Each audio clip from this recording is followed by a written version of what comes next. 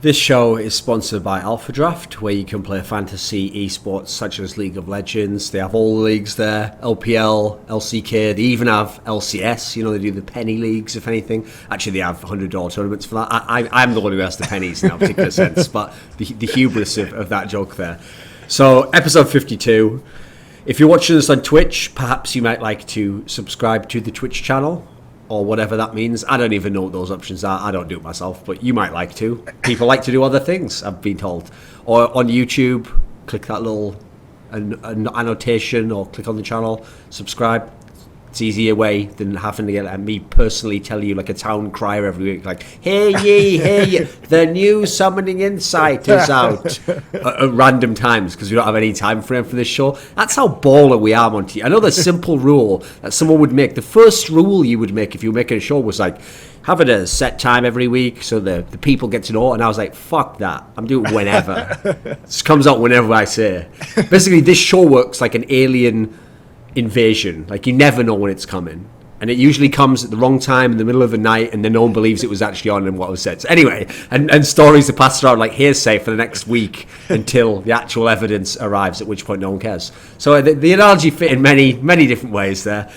So yeah, how are you doing this week there, Monty? I mean, listen, I know for you it must be an interesting week, right? Because I was just thinking back on this, there's certain times in life where you recall, there's like a synchronicity, a moment of resonance between something that happened in the past, There's the great actual psychedelic philosopher Terence McKenna once said that Rome falls 8 times a day. Our job is merely to kind of recognize when it happens, so we know that in this moment there's a resonance with the act, So in similar fashion, I was thinking of you actually when I thought of that infamous quote, it's common behind the scenes knowledge that he doesn't actually coach CLG. Pretty much every pro knows it. No one can honestly deny. And, just something about this last week, buddy, some sort of beautiful comeuppance. Possibly triggered that memory. I don't know. It seems like it was so long ago now. Really, it was actually 10 months ago. So. The thing was, I mean, that statement was issued by, quite a legendary figure, actually, in coaching circles, I mean, they will speak about him in sports psychology probably for years to come, which is a man called Reginaldo. I mean, other people take the O off, but just call him Reginaldo. So I've actually hidden his identity there. This Reginaldo fellow, though, the thing is, I've got another joke for you, actually, Monty. Do you know what's a joke? Reginald's definition of coaching? do you want to hear a joke, actually? Yeah, I fucked that one up. Anyway, so let's get into the show first. I have to do the intros first. So the person we've got on now, speaking of coaches, where no one actually knows what they do, if they do it right, if the success just came anyway and they were just there, like... Okay, so here's the background on this guy, okay? Not really, obviously. That would actually be quite tragic and cause an entire AMA possible worthy thread. The fake background, Monty. So within League of Legends, not even the fake background of League of Legends, go forwards, further on in the fake background. So where I'll pick up the story is this guy LS, XYZ9, okay, I don't know if you want. It sounds like a shit robot to me, but whatever. So this guy was the coach of Super Hot Crew, Monty. I mean, I know you're probably thinking, weren't they shit? Well, no, they definitely were, mate. But he actually took over and they became decent for a while. Like, for a while, they were like 3rd in the league or something. I don't know, maybe 4th. They were 4th in the standings at one point in time. He'd actually made what I'd labelled the Super Shit Crew, which then went on to get eliminated in last place, total dog shit, and never ever made like finals of LCS. He made that team like half decent for a while, okay, but then under some mysterious circumstances, it was never explained publicly, he just departed the team. It wasn't even like publicly said. He was gone. He was one of the early coaches in the year, Then he joins Gravity, except Gravity at the time they just changed from Curse Academy, And then Gravity actually started to get decent in that next split. Again, you see this pattern that's going on there. And actually, what's funny is a lot of people thought Curse Academy was reasonably shit, right? I mean, I know now, Monty, it's fashionable to be like, you thought they were shit. They're top of all. It's just like, yeah, where they changed almost every player. I wonder why. Well, no, it's almost like they agree with my opinion. Okay, anyway, I went into something there. So then Gravity started to get pretty decent, right? They were like they were sort of like a 4th, 5th type team, They got into the playoffs, lost in the first round, but okay. Then he announced somehow, like, I'm going to leave this team. Then he actually announced, no, actually, I'm going to stay in the team. Then he just left the team anyway. Again, not entirely public understanding of what's going on here. And then when he left, actually, they went on to become the best team in NA, and they may well just win the split and go to Worlds now. So, how you doing, LS? I'm doing good. Everything's moving forward well. So can we start on that last topic there? Like, why were you in Gravity? You coached it. It seemed from the outside it looked like it was going well, and then suddenly you were gone, and now they're better. I'm not connecting those deals, but I'm just literally speaking. This is chronological. This is matter of fact. Okay, the record does show, LS, that you did leave and they got way better. Now maybe on the way out you had some sort of epic, like Dr. Phil type speech as you were departing.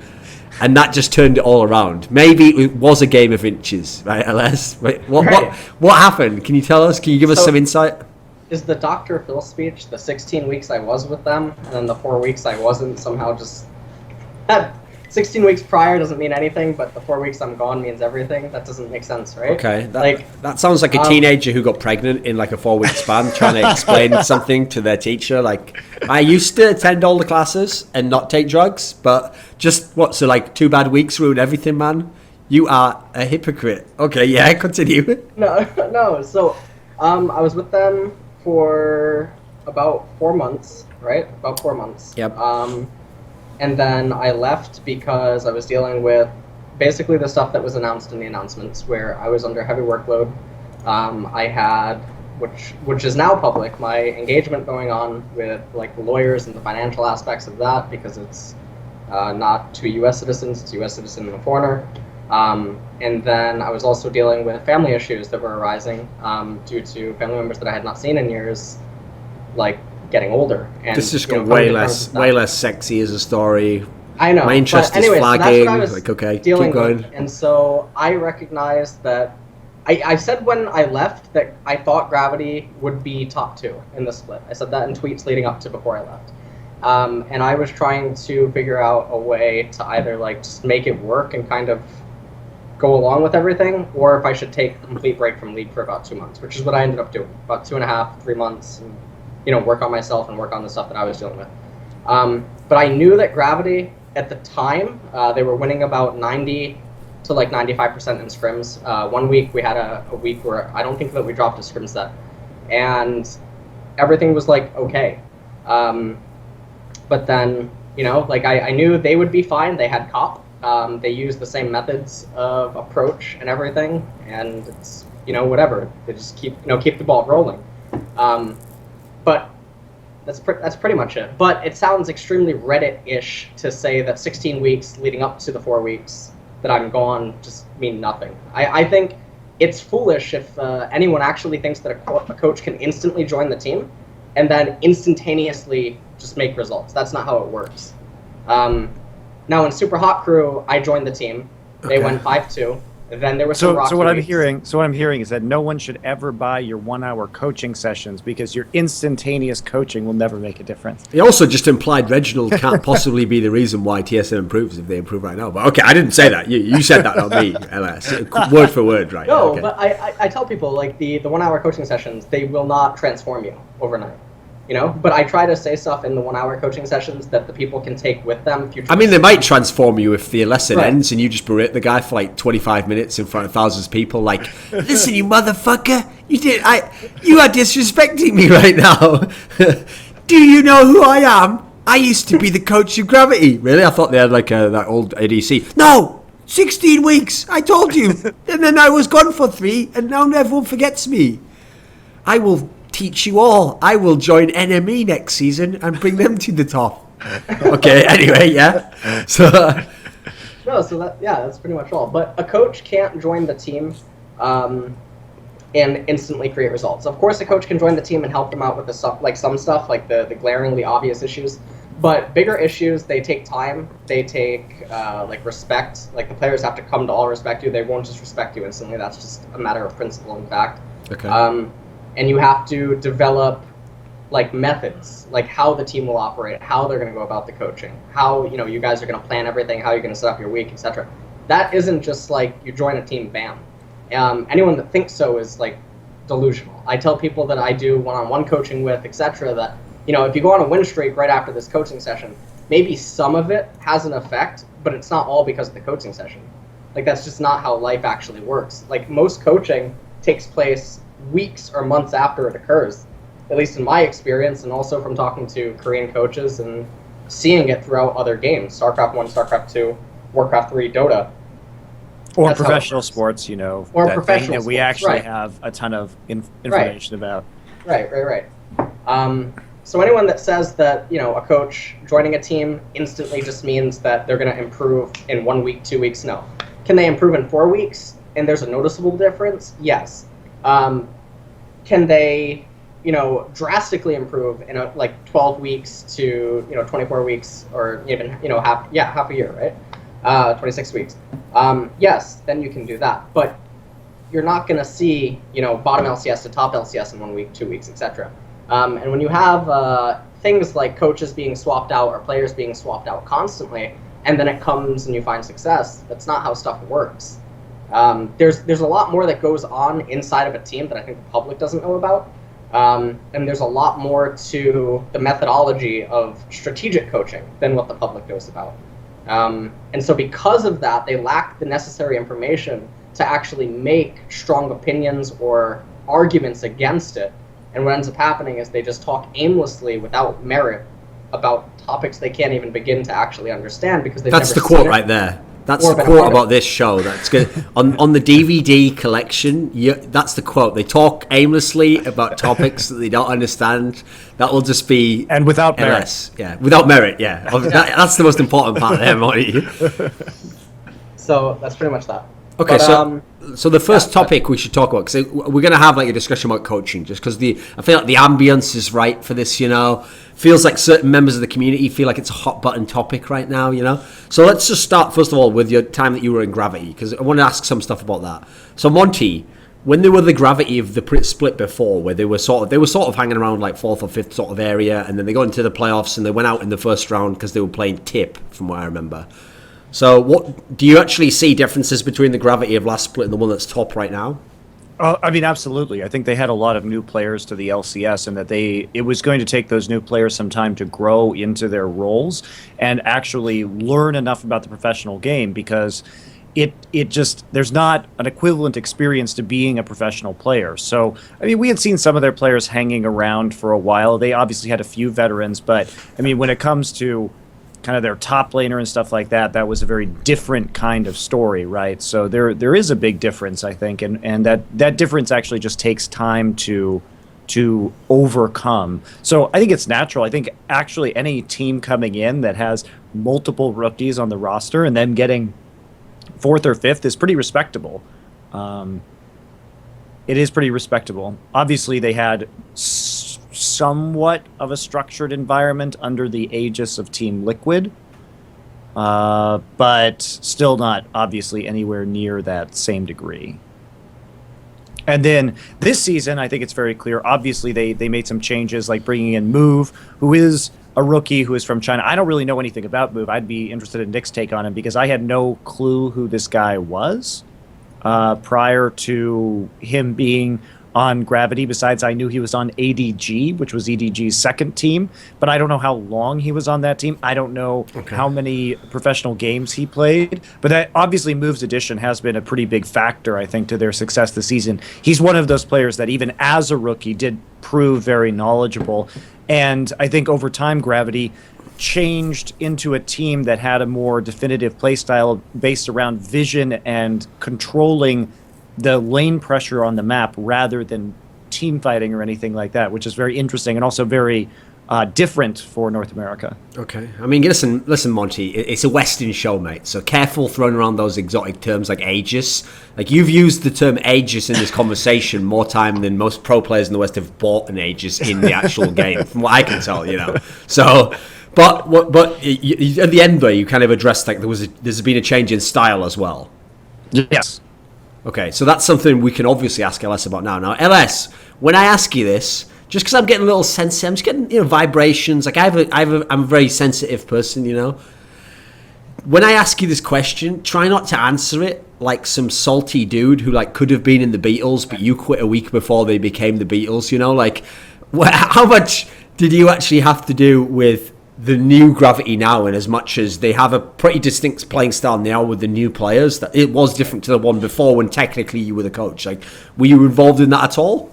Well, I mean, I have almost probably no credit to, like, Move or something, like the way that he operates in the jungle. The way he does operate is how I wanted Saint to operate, because my entire emphasis on coaching and how the game should be played is that I think CLG-EU, so if we take like a step all the way back, if a team can get to a point where they will always understand how to beat the enemy team at 40-50 minutes, and they have an entirely defensive play style, and they just counter and punish mistakes rather than force them, they would just be better, right? And so the whole emphasis on vision control, macro-related play, trading towers, understanding economy, understanding when to trade dragons for towers, how to manipulate lanes, how to place the wards, why you place the wards, baron control, etc. That's my entire emphasis on coaching. Move plays in a way that helps probably any team that he's going to be a part of. And that's kind of like a gift that he just happened to be that way. If you're going to play this kind of style, there is an asterisk here. Right. He is very good for certain teams. If you want a jungler who is going to be more team fight or tank oriented, as opposed to a high mobility ward bot, you probably don't want that. Right. And Alltech, I didn't really get to work with too much. Again, I only worked with Alltech for like 2 weeks or 2.5. But all the time, Bunny transitioning into shot calling, Cop helped out a lot with that. Cop deserves a lot of credit too. Because Cop is able to do some stuff that I wasn't, and just in terms of like communication with some of the players. Is your mic actually even turned on? It sounds as though you're like on a laptop and you don't actually have the mic on. Is it not on? Do you want me to check? I mean, it should be on. I don't think it was turned on, because you sound louder now that you've moved your head closer. Now? Hello? Yeah, now the mic's on. Turn the volume up. Okay, I'm sorry. All right. Louder. Louder? Yeah, if possible. Mic up. Mic up. Okay, now? Yeah, I think so. Yes? Much better. Right, continue. All right, great. Okay. Cop owes a lot of credit. Bunny, I think, did a lot better because he had to develop more confidence and stuff. I think Cop, being his former bot lane partner that Bunny cared a lot about, I think that helps a lot. And Cop is, he's a former player, and he uses the same. We use the same methodology in terms of how we go about, the everything, like the preparation, how we do, how we decide on what we're gonna do, how we're gonna do it, why we're gonna go that way, what direction. I think their structure is really nice, and I think everything that was set up, like the building blocks, was really good. But in the last few weeks, they've done some stuff that is really good. So that's the problem, yeah. Monty. If you want an analogy there, that's if people want to talk about like the infantilism of the West, they're still figuring out the building blocks. Right. Over in Korea, they're playing with fucking Legos. They're making like spaceships and shit. They're off booklet as well. They're not even just doing the shit on the box. They're just making their own little like range. They're making the good, the bad, and the ugly like final scene in Lego. Actually, just me who does shit like that. Anyway, let's continue, friend. So basically, when I came to the team, I basically brought all the building blocks and the tools. And the players that I did work a lot with were Cop when he was a player. I also worked with him when he was a coach. Haunster, Keen, and Bunny. Alltech is kind of silent, and not that he's silent. He does really well, right? He's a really good player, and everything. Surprisingly enough, the decision for Alltech was actually between Alltech and Forgiven. And so Alltech fit more with the team on a personality, or Bunny. So that, plays a huge part as well, because I guess Bunny and Alltech were close friends. But I think the big shot caller is Bunny. And then Move, he does talk and he communicates enough, despite like whatever his English level really is. It's more than enough. And I think the communication and how everyone's been taught to kind of talk to each other, and how they communicate going forward steadily throughout the game, is extremely efficient. And now that I have also coached as like a mercenary for some teams, like here and there, sparingly, both in EU and NA, I can say that Gravity's structure is probably the strongest. in terms of building blocks. It's very representative of Korean teams when they were coming up. I can't speak so much to how Korean teams or Chinese teams are now, because my last memories of them, of course, were with Samsung, and then also seeing some of the other pro houses and stuff. But that's just my opinion, like on their structure. Okay. Can you describe the structure based on your encounters with it in the early days of Samsung, back like when they were white and blue, before Ozone really Right. even? So why are you saying this? What is special about Gravity now? Gravity, they have it's really weird, I guess. I mean, I don't want to talk too much and like reveal certain stuff that they do, but basically everything is outlined and everything is goal focused. But when I say goal focused, I don't mean in a trivial sense of like, okay, we're gonna place this many wards this game, or we're gonna do this week. No, I don't mean like that. I mean that, you know, when a game ends, everyone is like cheerful and like ready to learn. Everyone gathers around either like a screen or something. Everyone talks a lot. And there's like a friendship or a camaraderie that was really only in Korea. And then the structures for like picks and bans and like discussions and everything was very healthy. And then the foundation for how everything would move forward in terms of style, basically, like how a team would develop a style, why they have to do it, is very similar to Korea in that they pull from things. They don't try to just make something work, nor do they try to mimic, which is unique. Because usually there's a lot of teams that either try to mimic or they try to only work off what another team is doing and then work to fight against that specifically. And that's not how you do it. You know, Korea, from my memory of like Samsung and stuff, they always just worked on themselves. They tried to become like an impervious wall. I mean, to be fair, it was MVP at the time, right? MVP, correct. MVP Ozone, when they swapped out Mima and Mingu for Mata and Dade, and then Samsung Blue destroyed their whole roster, former like No Face on chip, etc., and they picked up Deft. So we're talking F-Flop. right now. We're talking right now. The time period, for those of you who don't know, is late 2012, early 2013. Right. That is the time period we were discussing. Yeah. They would talk about League at breakfast, lunch, and dinner. They would scrim against each other. At the end of every scrim, both players would go into the room. They would talk about everything. Like, you know, you made me feel like this here. You know, they would review the replay instantaneously. For picks and bans, Samsung used to go on stage with, I believe, I want to say it was like 15 to 20 picks and bans prepared. And their picks and bans were in depth. They were, you know, like OpGG was the tool at the time. So they would hunt all the solo queue IDs, of course. They would use information that they could gather from previous scrims or whatever, as well as statistics from the most recent played games of the enemy teams. And they would have, you know, a specific coach, or coaches, depending on however it is, specifically for that. And, you know, the players would have to confide in that coach. If they didn't confide in the coach was kicked out. There were two coaches at Samsung that were never talked about because they were removed due to either incompetence or not living up to expectation of the players, which is fine. But the building blocks and how they always went about stuff, it wasn't like, oh, you know, KT does this, or I mean, IM you does say this. it's fine. You're already blowing everyone in the West's mind there, LS. Like, you can actually be removed as a coach for incompetence, or like, you know, you don't meet the players' expectations. Like in the West, you don't get removed for that, mate. Like, you just sit to one side awkwardly waiting to see whether your owner fails at the job, and then you might get the job back, you know. Like, he's like, give me a go for a minute. Let me just have a go. And then, you know, if he dies on level 1, you get the game back, you know. So, Yeah. okay. So with Samsung, whenever it came to discussing enemy teams and stuff, they wouldn't talk about the enemy team as much as they talked about themselves. And it's funny because when you talk about I think Monte had a similar coaching strategy, you know. That's actually his approach in all team games. It's like, what am I doing? Who am I? Right. Let me tell you guys about Monte Cristo. And they were like, wait a minute, are you our coach? Like, with CLG, you know, it's like, you are a vessel for my spirit and philosophy in this world. Link, you are a vessel. Do you hear me? It's like, repeat after me, a vessel. Like, I feel uncomfortable with this.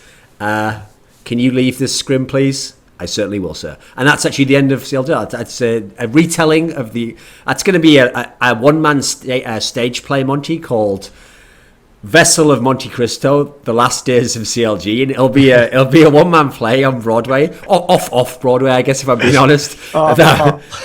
Just me standing on the street, and then what it'll be is like a sort of the last 3 hours of CLG in many ways in Korea. You know, I mean, I know there was more hours afterwards, you know, officially on the record, but those were the last 3 hours. You know, if we're being real. So anyway, LS, here's what I want to get into first of all is. To set the table for this topic, obviously we have to reference, especially if anyone's watching a future episode of this show on VOD. This week was where this whole story blew up of Reginald's going to make himself the head coach of TSM. So I'll give everyone the brief timeline. The real problem here is that, yes, TSM's gone 1-3 in their last few games, and yes, they'd gone 0-2 in the week coming into this, but the real problem actually was who knew that this could be a problem in the scene A? A reality TV show presented it in a manner that they didn't like, which made the community then jump to conclusions that were really extreme. And then, as a result, to kind of address those concerns, then we got some backstory on why they're making LocoDoo step to one side or something, or become not the head coach. And Reginald's going to take it as the head coach. And in taking over as the head coach, Reginald had all these statements he made, some of them which were fairly extreme, like that LocoDoo didn't have final authority as the coach, and that a coach's job, he actually said that a coach's job is just to facilitate healthy conversations, basically, and discussions within the team, and that part of the reason as a result that Loco wasn't doing his job is that the discussions weren't always healthy and they weren't always working in this sense. And then there's the issue otherwise, if you watch the episode, that Reginald didn't like the pick and bans, and then maybe players had too much say in the pick and bans, or I mean, this sounds counterintuitive. So on one hand, they had too much say in the pick and bans, but then they also disagreed with some of the pick and bans who were changing them, and like the whole thing was a clusterfuck, basically. So that's setting the table for this. Okay, so it's two people who have been former LCS coaches and know more about the greater sense of coaching in esports anyway. Let's discuss this as topics, okay?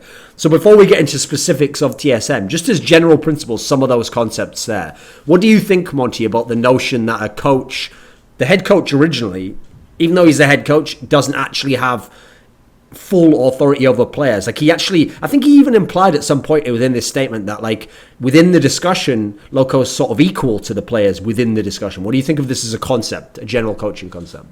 I think it's terrible. And I think that look, we can only know what was said, right? I don't actually know what the dynamic in the team was, the degree to which Loco had authority. But what we can definitively say after this announcement is that Loco will never have authority again because his authority has been entirely undermined by the organization. Basically, by publicly stating that Loco doesn't have authority, and then by stepping in, he will never, ever have authority over these players again, effectively. Because now all of these players are in a system where they know that the owner can just come in and undermine the coach at any time and is willing to do that. So as to whether the level of authority that was before, I can't really say. I mean, I don't really watch TSM Legends. I will say that I think in the one episode I watched earlier in the season while they were having team meetings, I did feel that the conversation that was presented to me, of course, out of context, I can only watch what they show me. LocoDoo was not taking enough authority with the players and was too receptive to backtalk in a way that I definitely would not be if I was coaching that team, and not decisive enough. That was my opinion of the conversation. But again, that's one of many. So who the fuck knows what kind of sample size that is. But I think the biggest takeaway for me is that now Loco can never, ever, ever, ever with this group of players, unless they kick everybody on the team and install him in a new system with new players and give him that authority, he will never have that again just because of the precedent that has been set here. You can't just all of a sudden say, well, I'm leaving. Hey, guys, same exact players. Here you go. Listen to this guy now. Because now they know that that is an illusion. So I would say that it's not the way I would run a team. It's not the way that I'm looking to run my team. Basically, my relationship with our coach is one of absolute trust, because if I just come in there and start fucking with shit, because I'm not there on a day in, day out basis. And of course, Reggie is there with the team much of the time, but he's also trying to run a team with multiple other divisions. And I didn't even understand this. I'm stepping in as head coach because he was at EVO this weekend. So was he long distance coaching? I don't really get that. I mean, I believe they said he was going to officially start on Monday or something. So that's what someone suggested to me when I kind of joked about the fact that they lost anyway in one of the games. Who knows, though, because you have to realize on the show, he'd also even said, like, you know, I want all these pick bands sent to me in future. Like, the whole thing was quite strange in that sense. So actually... I mean, all I can tell you is that I don't think that's good for a coach, because I think that you have to have the players give the coach the authority so the players can trust the coach. Otherwise, the whole system just falls apart, and you can never actually evaluate the coach's performance. I think this goes back to our conversation that we were having about Cloud9 last week, where I was saying, Sneaky, hey, Sneaky, why don't you get an older guy who knows coaching, but maybe doesn't know the game, to manage team discussions, and then have Charlie there to help you out with the actual strategy planning? That's what. And then they were like, "But Monty, I thought you owned Renegades. You trying to reverse post yourself now? Like, what you doing here?" Okay, so, yeah, keep going. I'm just saying that I think that a lot of these teams, and the way most Korean teams work, is there are older guys in the house, often with. I told you the examples from Jin Air, where one of their coaches, their head coach, is actually the welterweight kickboxing champion of Korea, has an extensive sports background, or you have a guy like Reach, who has an extensive decade-long esports background, and he spent that entire decade in gaming houses being coached.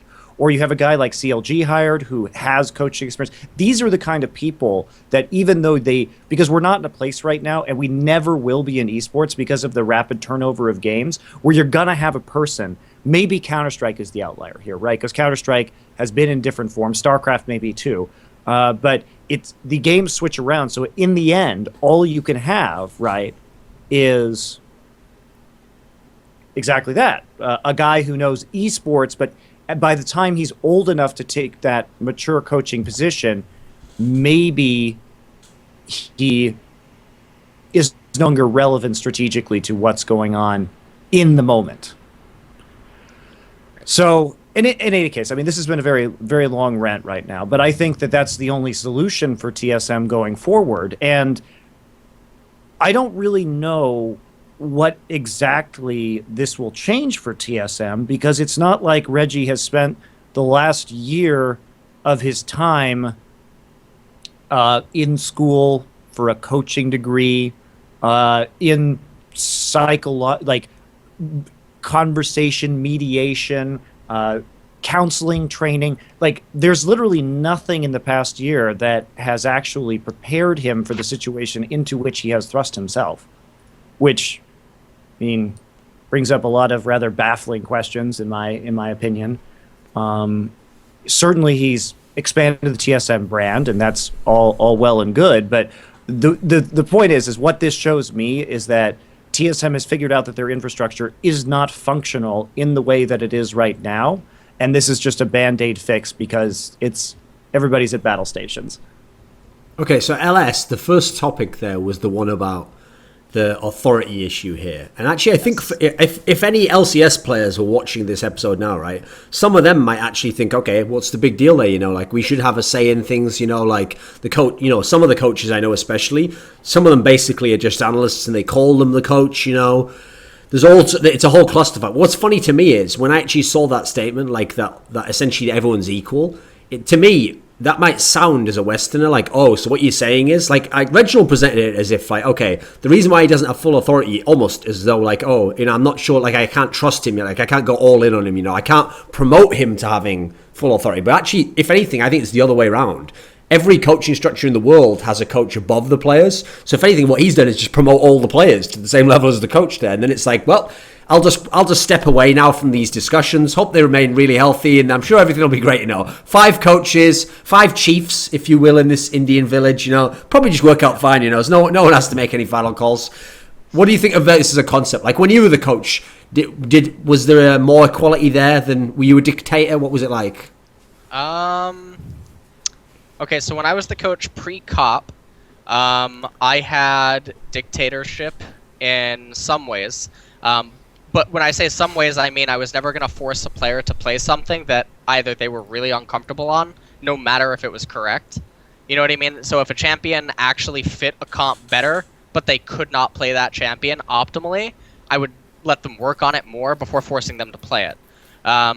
So I would facilitate the discussion, hear what they wanted, and then I would make the comps in some ways. Or I would escort them to create the comp together. So it would be like a global discussion.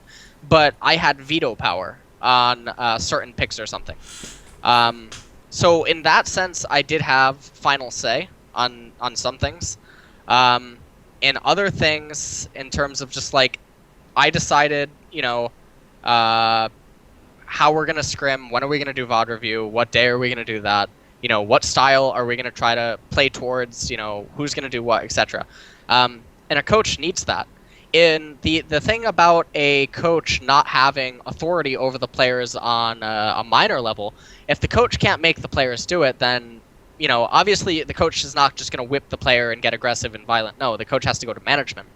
Because then the management goes to because then the management can get really aggressive and violent. The management can get aggressive. Bully right. the players, yeah. Okay. Right. You're on the TSM wavelength now. I can keep going, yeah.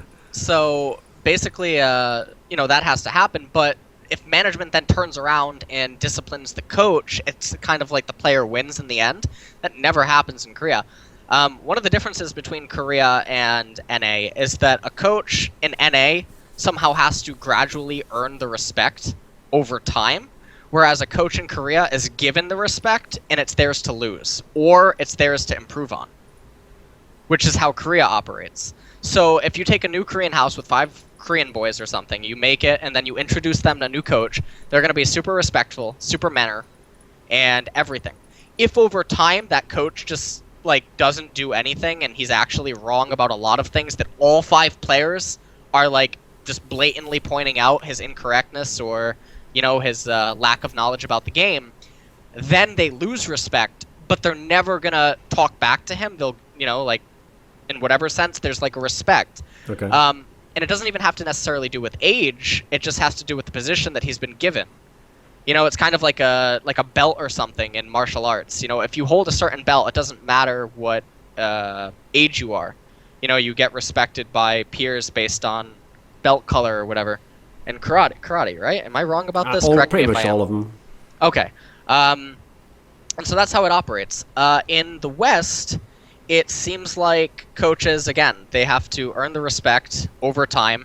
And then on top of having to earn it, they can also lose it at the drop of a hat. Because maybe someone is looking for, someone to displace blame to. Maybe they're having a few bad weeks in LCS, and they're like, it's the coach's fault.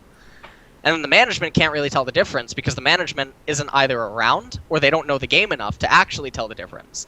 And then because of Western cultures and egos, and most pro players like the idea and the glorification of being a pro rather than actually being one, there becomes this, this tension and animosity begins to, fester inside of the teams. And that's why you see these constant roster changes, imports, you see all these other problems, etc. beginning to occur. And you don't have a consistent coaching staff that can stabilize it and handle it for a myriad of reasons. In TSM's case or something, about the LocoDoo and the Reginald thing, Monty saying that Loco won't ever earn the respect again. I think I know what he's talking about the episode that he talked about where Loco did not seem to have a lot of power. Because I watched that episode as well, and it brought me back to when hold on. Let me just clarify real quick. So, when I say he won't have respect again, I'm saying he won't have respect again because the authority has been undermined based on this recent incident. Right.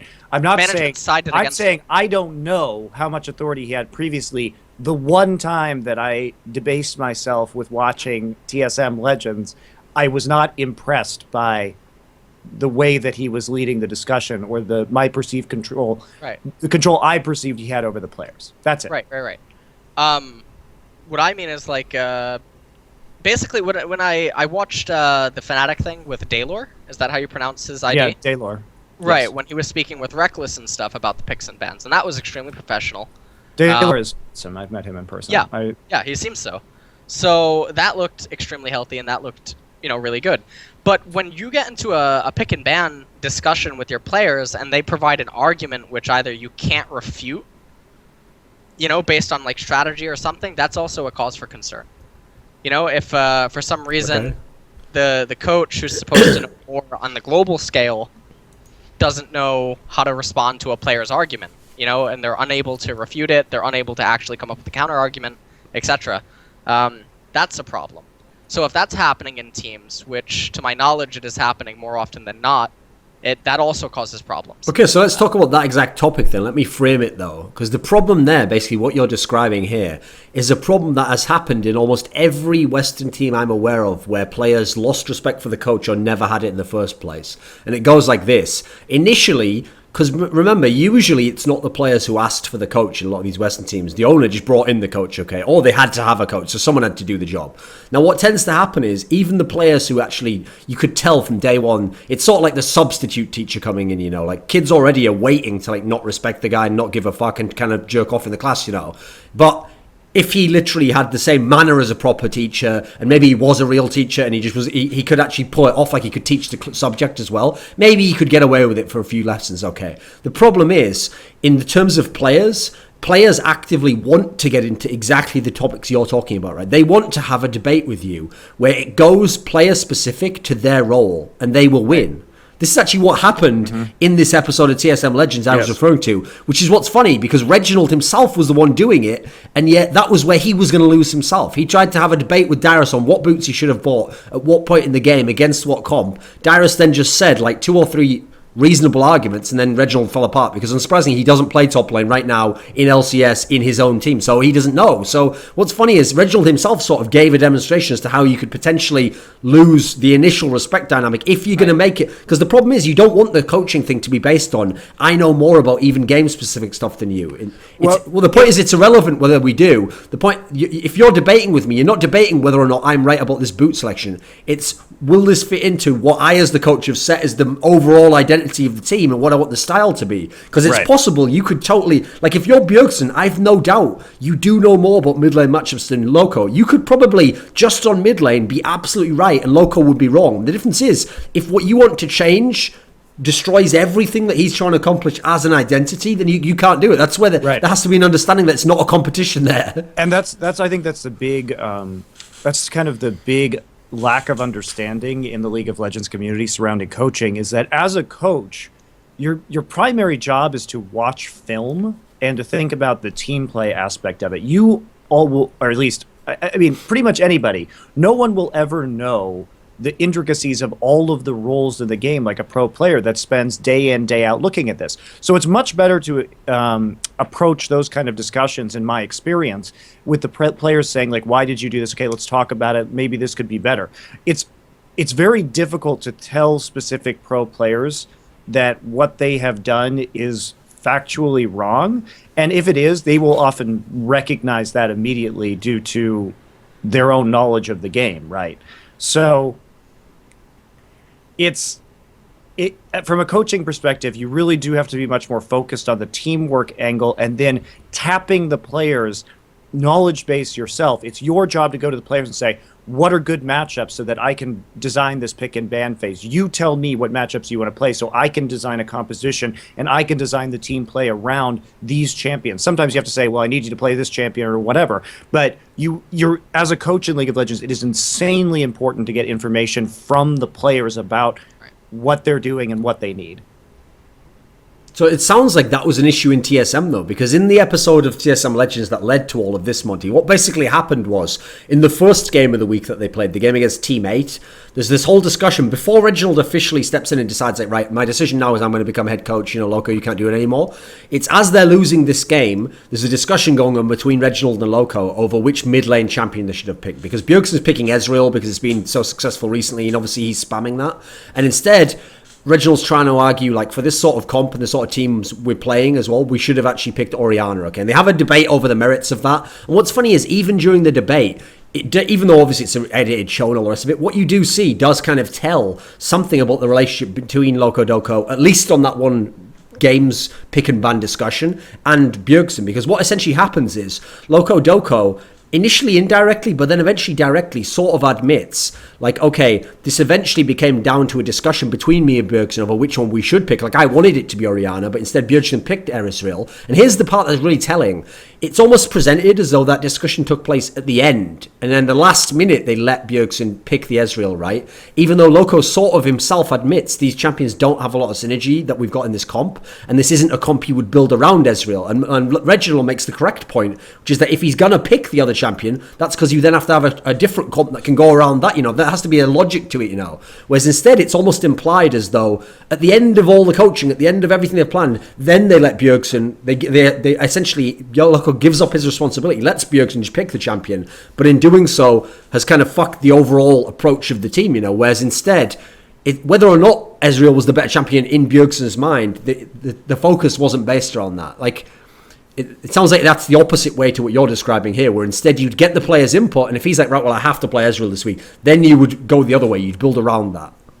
Yeah, I agree with that, but I think the ideal way to do pick and ban is to, at the beginning of the week, assess every player's champion pool, create a spreadsheet based on, you ask them, okay, we're playing these champions right now. Which of your champions are LCS level? Are we still working on this new one, etc.? Then you go and you say, what are lane matchups against other meta champions that are acceptable to you with this champion?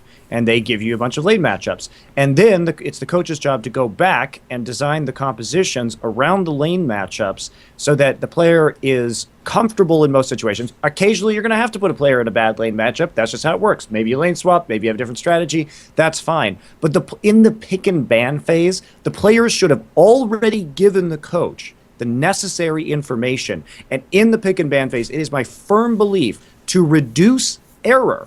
Because if you have something at the last second and a player's like, holy shit, and I'm not saying that happened to TSM because I don't fucking know, but holy shit, I need to play this champion right now. Well, then the entire preparation just goes out the window, and you can no longer identify where that problem was, because if you go in armed with the knowledge beforehand, the player can't just say, well, I don't like this. I need to pick this other champion now. No. Right, and something I want to add on this is, okay, so you're absolutely right that a pick and ban needs to be addressed at the beginning of the week. I don't think, though, or I disagree that the coach entirely, or maybe I just misunderstood you, should do it by himself. I think it is extremely healthy to discuss the entire pick and ban with the players, so that way if you present them a pick and ban, they understand it. Yes. Because I think... In advance. Right, absolutely. in advance. Absolutely. Right. I'm saying that in the moment that the pick and ban happened, you can't have some fucking shenanigans going on where a player just decides that, oh, we're going to play this champion this time, and that's it. Well, put it this way, think of the logic of what I just described there, of how the conversation went, of him admitting, like, we had a discussion, and then Loco himself admitting, like, the comp doesn't really have synergy. That part at the end there, there's two premises you can choose to take, two conclusions, okay. Either they really do approach this the way you're describing now. Like, you have a whole week, you're going to play teammate first, so you're preparing for teammate, you're fixing recent problems. So either at the beginning of the week, as logically would make sense, you kind of pick the sort of comps you're going to want to play, then practice them, and then Loco literally decided, oh, it's fine to have a comp that has no synergy, which I don't think so. I think he himself was even implying, like, this wasn't like our final decision, that's why it hasn't worked, Or they've let it happen at the end, in which case that's a coaching mistake itself, because why would you spend the whole week practicing and then, as kind of referencing here, do something else at the end, Like, you could have set all this at the beginning of the week. You could have had it all in place, and then you'd have kind of error checked every single aspect of it, and then even if it's not like the most perfect, that's another thing I think players miss. Even if you figured something out the day before the tournament that you're going to play, like, oh, but I think this is just really OP. It's like, that doesn't matter, mate. We just spent the whole week practicing this other thing. Like, it's better to do the thing we practiced than what might seem better, more OP now, but we might not be able to execute. We don't know what all the conditions of that are. So anyway, the point is that the job of the coach in pick and ban, you should already know, as the coach, discussed previously with the players, and let me just break this down, what the lane matchups are, why the lane matchups are acceptable, because you have a conversation every week with your players about that. You go through an hour or two meeting describing pick and ban scenarios, and then you come back, and if it works, it works, and if it doesn't, it doesn't. Because now, if you just stick to this method of the coach chooses the draft, and you say, imagine me in picks and bans. Okay, we're going to pick this champion. The player says, and you say, okay, this wasn't on your list of favorable matchups or even matchups, and I know it's going to be bad, so we're going to lane swap. Remember, this is what we're going to do. Or you say, well, we're running this kind of comp, and so we need this kind of champion, even though it's not the greatest in lane. We can kind of get over the hump, get to our power spike, whatever. Or you say, okay, we're going to put you in this favorable lane matchup, okay? And then the player loses that lane. And now you actually have information to work with. Either it was something weird happened, the player was wrong about that matchup, and you can actually fix the fucking problems. If you have this sort of fly by the seat of your pants draft phase, then where the players are giving too much input, the players should shut the fuck up during the draft phase and let the coach explain it to them. Because if they have not given the information to the coach, then there's another problem. At least it's diagnosable. You have to use this system because it's an error-checking system that will make sure that you get relevant information to actually fucking improve on. Yeah. Yeah, that sounds good. The one thing that I guess you mentioned that maybe it's just like a difference of opinion. I think I agree with you that nothing should be able to be added last minute. Yes. But I think if there's ample time, like 48 hours, on like one specific maybe champion or something. Sure. I'm just talking about pick and ban. On stage. Right, Yeah. No, absolutely not. Yeah. But I think like if you're having a 5-day scrim week, and on the third day, you're like, hey, let me try this out or something. Yeah, sure. Okay, see how it goes, and then I think that there should actually be 2 pick and ban evaluations. This is, in my opinion, my coaching method or methodology style, okay? First day is just like, let them discover what they want that week. Second day, before it begins, you have a pick and ban structured based on the prior day. 2 days later or something, you reevaluate to fix any kinks or errors inside of it that you discovered through either scrimmages or through, conversations or through anything that has recently popped up, and you still have ample time to continue to practice until the day of the match. I think that structure is good, and that's also similar to Samsung. So, I pulled that straight from them.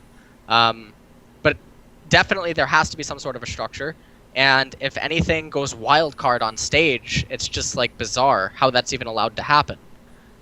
So, yeah. Here's the part that was really confusing.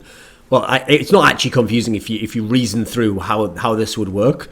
So on one hand, Loco was basically admit during the initial conversation with Reginald on this episode that it was sort of Bjergsen who wanted that.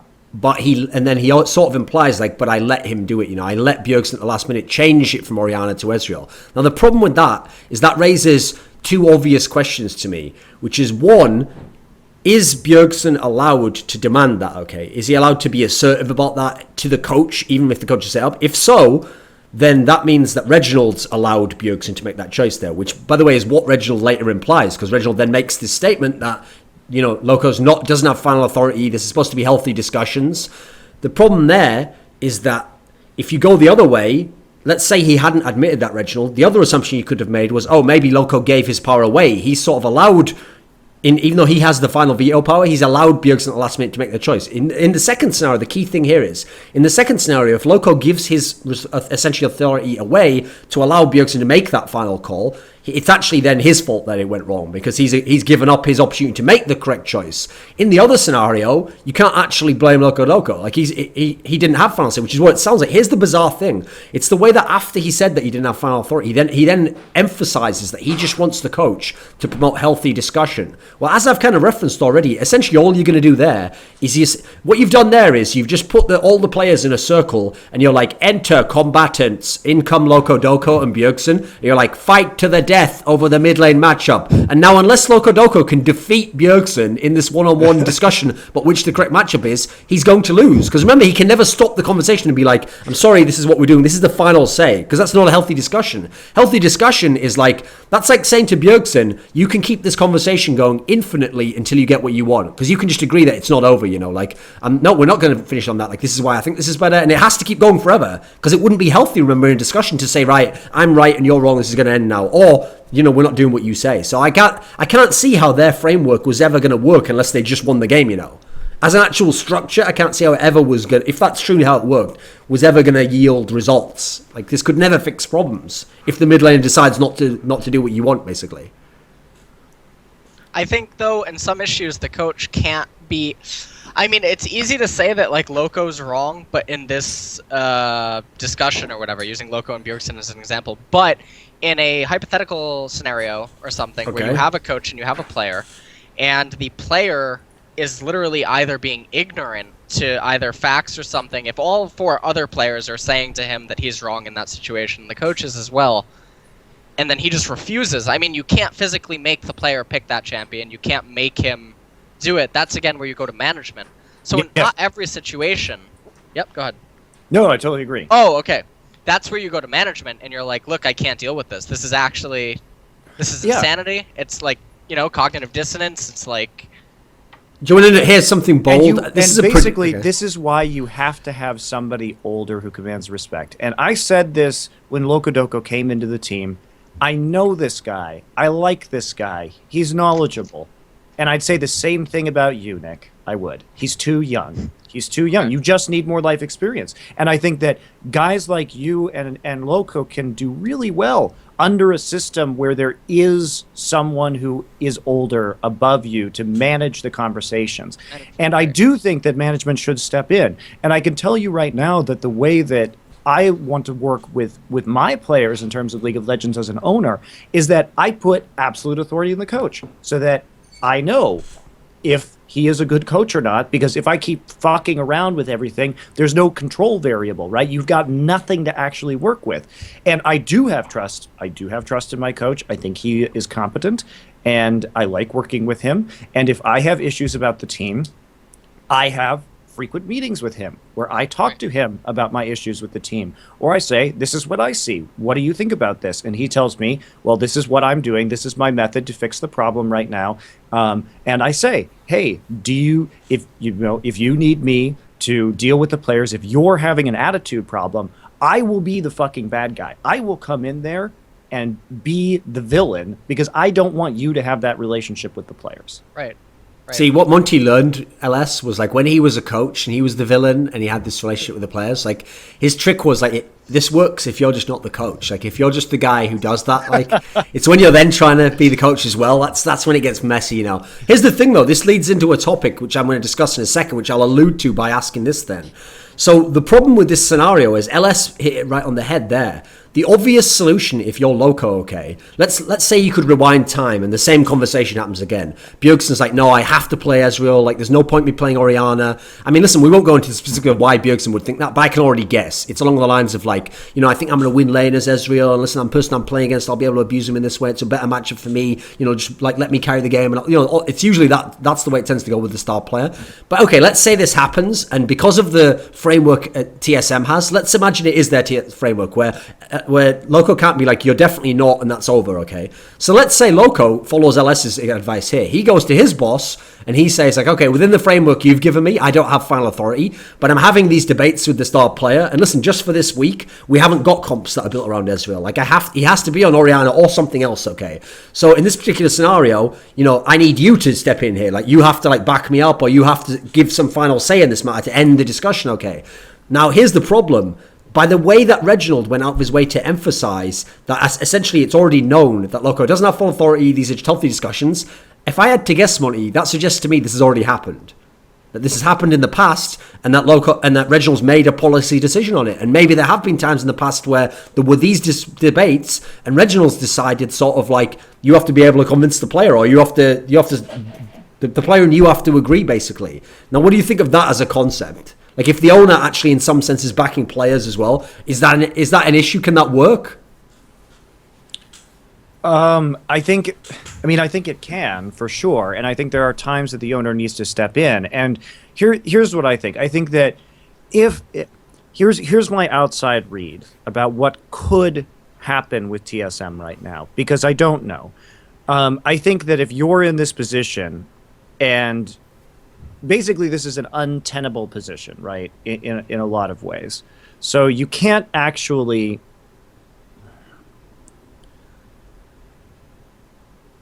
Here's my theory. They can't get new players or a new coach right now. They don't have the time before Worlds to actually to put a new infrastructure into place, right?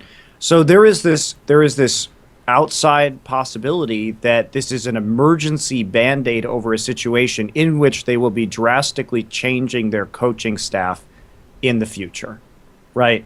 That's certainly something that could happen. I would say something that is probably likely to happen. Whether or not they'll keep Loco or not, they probably keep Loco. They just will have somebody else in there as a more authoritative figure above him, like I suggested, which is a good idea. But that's the only thing that makes sense here. Because if it just continues the way it is right now, then stepping in is very destructive to the team and sets a very unhealthy precedent. So I think this is much more of just an emergency situation for TSM than anything else. Okay, I've got a question for you here, Monty. Specific to TSM, and without knowing stuff behind the scenes, just as an outsider and an analyst, if you were going to have a player who could have like more say in the team, in this specific case, should Bjergsen have more say than other players in TSM in matchups in this sense? Specific to TSM here, because remember, listen, I assume I'm not mischaracterizing your opinions here, but aside from a key period in the spring where they looked really good and they were quite well-rounded as a team and the shot calling was good, aside from that, I'm assuming you're in a similar boat to me where you look at TSM and most of the time Bjergsen is just carrying the fuck out of every game. Yes. So in a weird way, this sounds weird. I hate the concept of subordination, and I know that it can't work to win worlds, for example. You will never become a significantly better team than you are right now. But in kind of like a post-apocalyptic world where you have to use whatever guns you've got now, whatever supplies, and just survive till tomorrow, in a weird way, Bjergsen probably is right in some of these discussions. Like, he's probably right.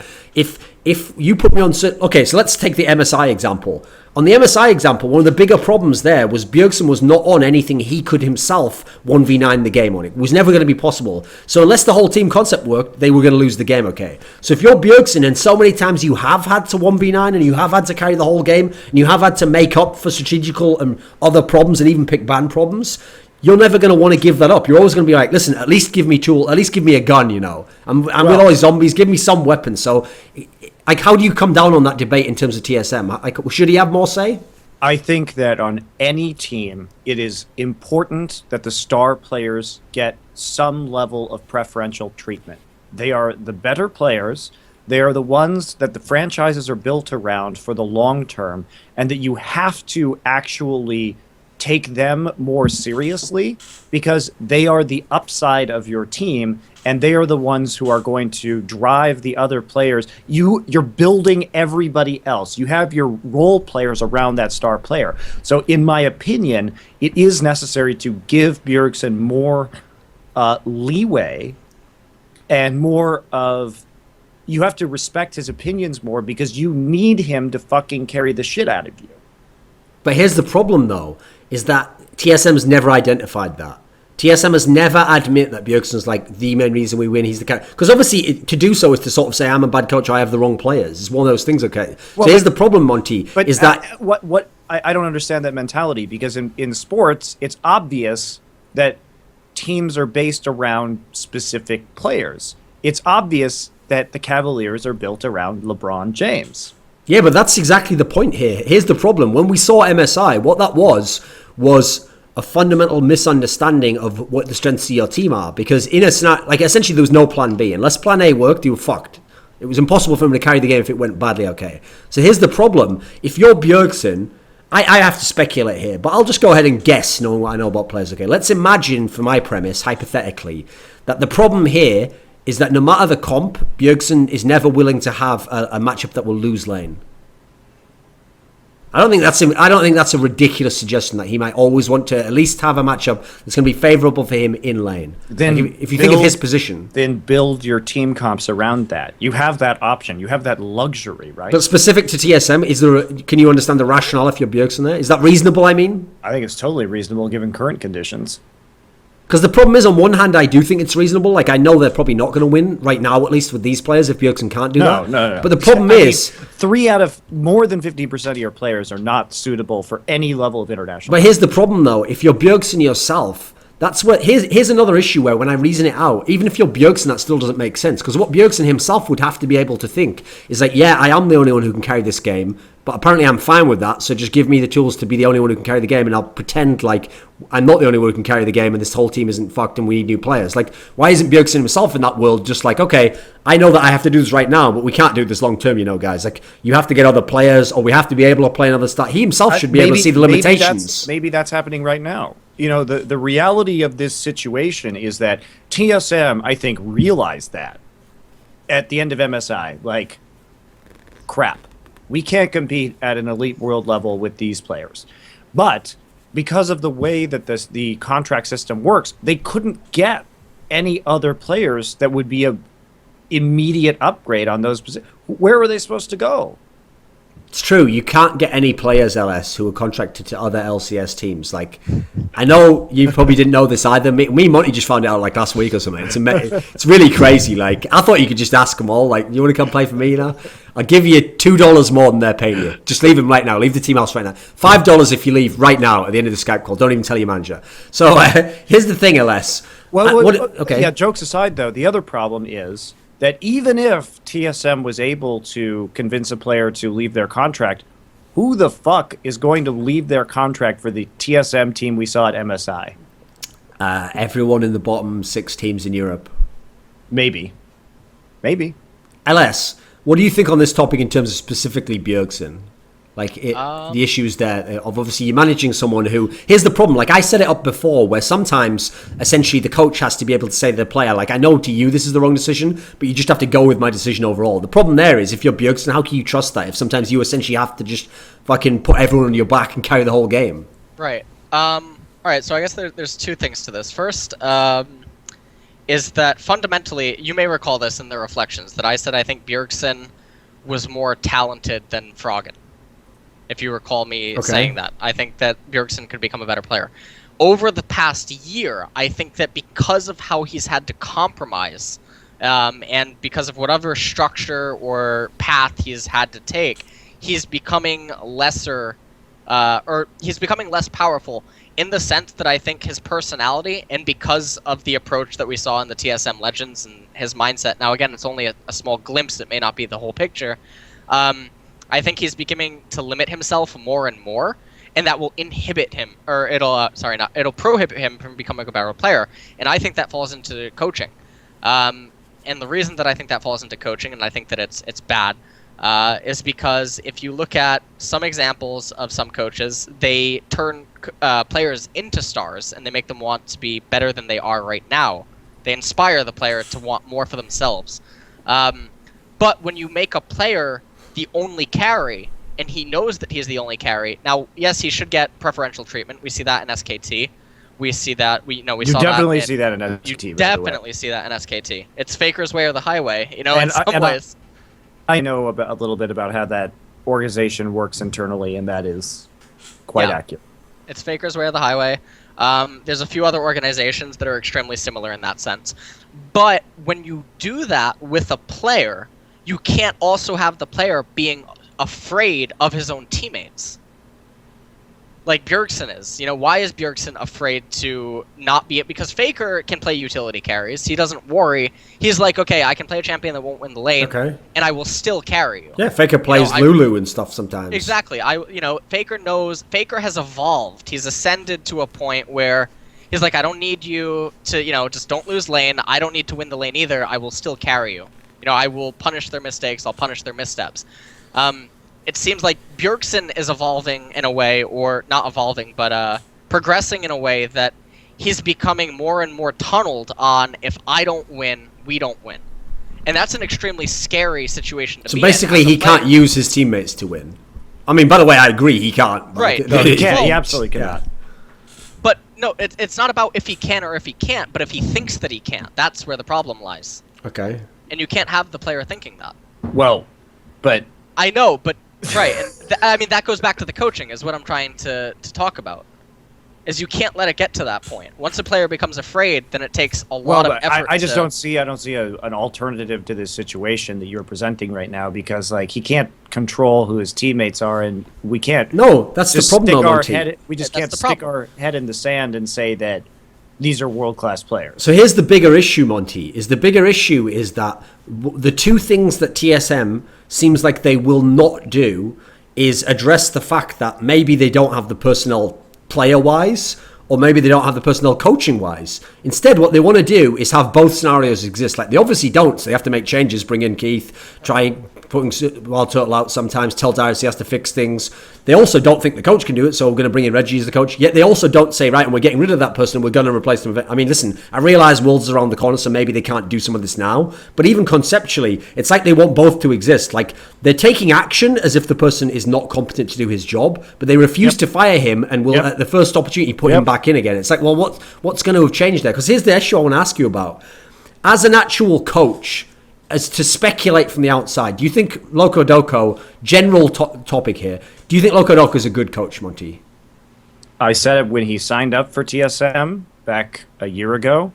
I've said it in this show. I think that he's knowledgeable. I think he's a smart kid. I think he's a kid, and that he doesn't have the emotional maturity necessary to lead people his own age, or he's too close, basically. Okay. That's my opinion of him as a human being, as somebody who has known him for years. What do you think, LS, as a coach? Do you think LocoDoo is a good coach?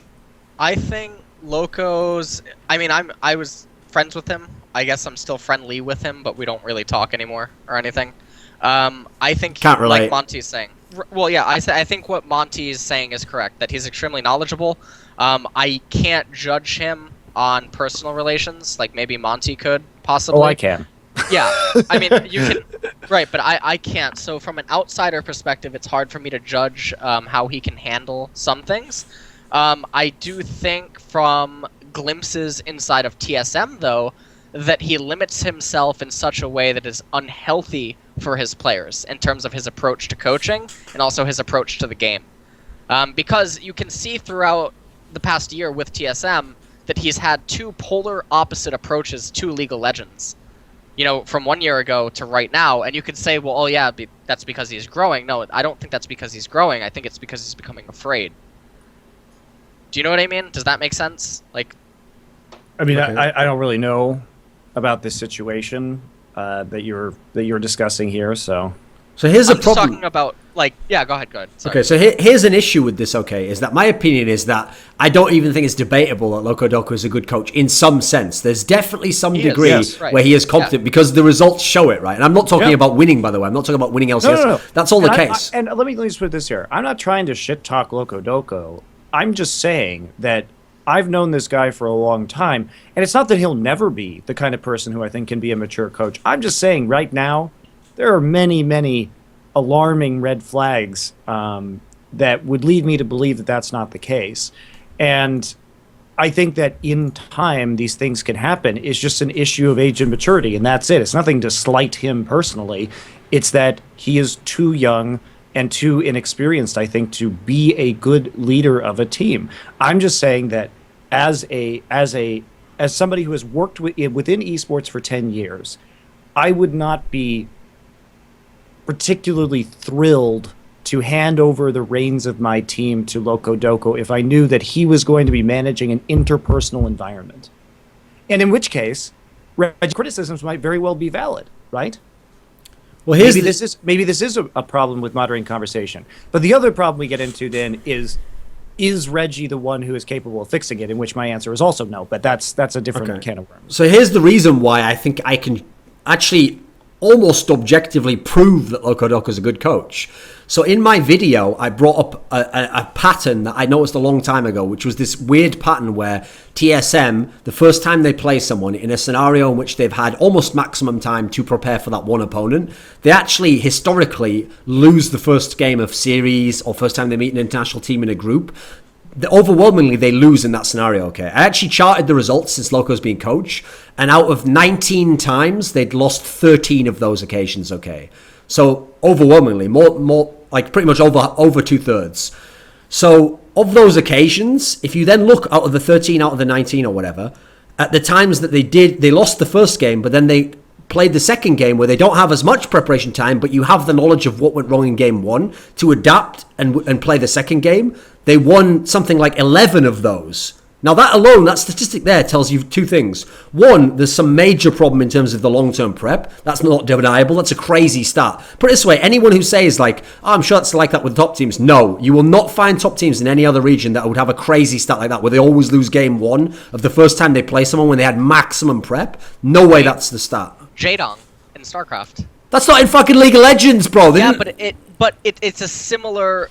He would have a week to prepare for an opponent, drop game one, and then 3-0 him. Right, well, this is irrelevant, mate, because we're talking about coaching anyway. So, okay, that's not even in the same wheelhouse. But anyway, so in this League of Legends case, here's the problem, though.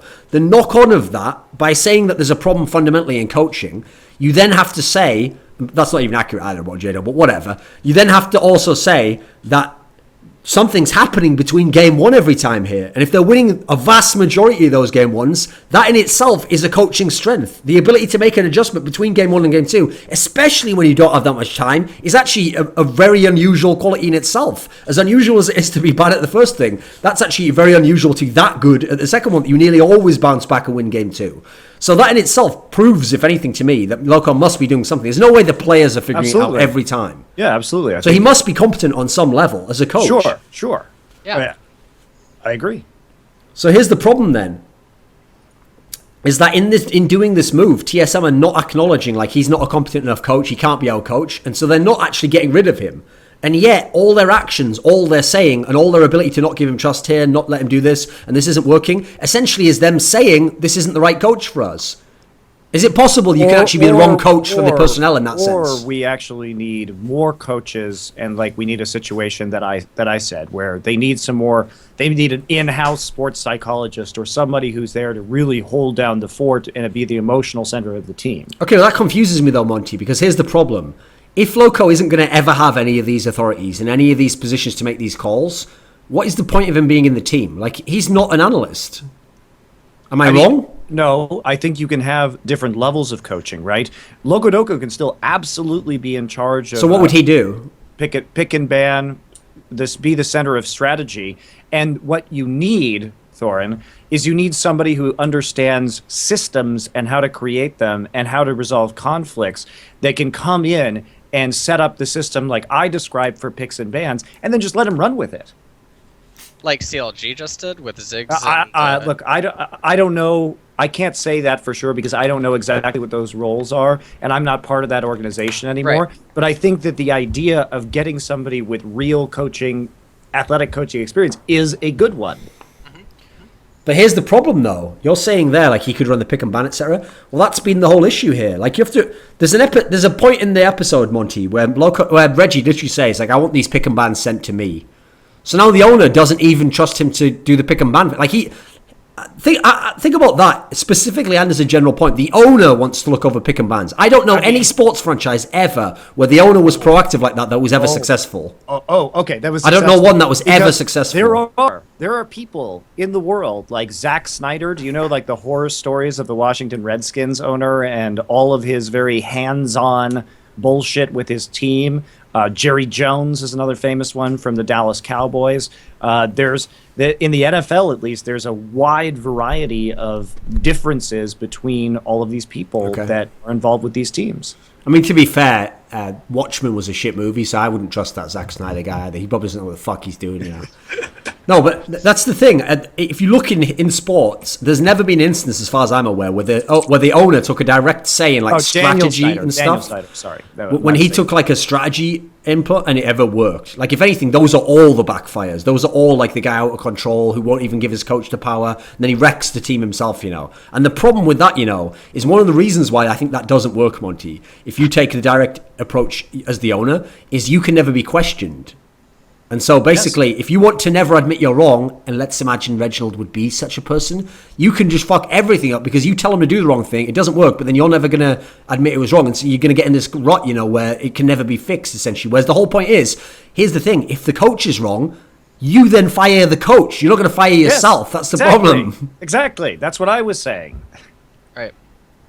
Otherwise, you have no method to know whether the coach is wrong or not. The entire fucking system breaks down at that point. I think what Monty was saying earlier about the multiple levels of coaching, maybe you meant, I mean, correct me if I'm wrong, that you should have multiple coaches, not just levels. That's what I was getting from that. Like Korean teams, how they would have 4 to 5 people, and then even some Korean teams have remote people, right? Who are basically just analyst feeding people. I think that is most optimal. I think when a Western team wants to evolve to that step, then you need multiple people. You cannot just have one coach, one analyst. You can't have just 2 coaches and an analyst. That doesn't work. You need multiple for all different roles, and they have to understand their role, and then they have to be respected within the organization, but also by the owner and the players, etc., to do that said job.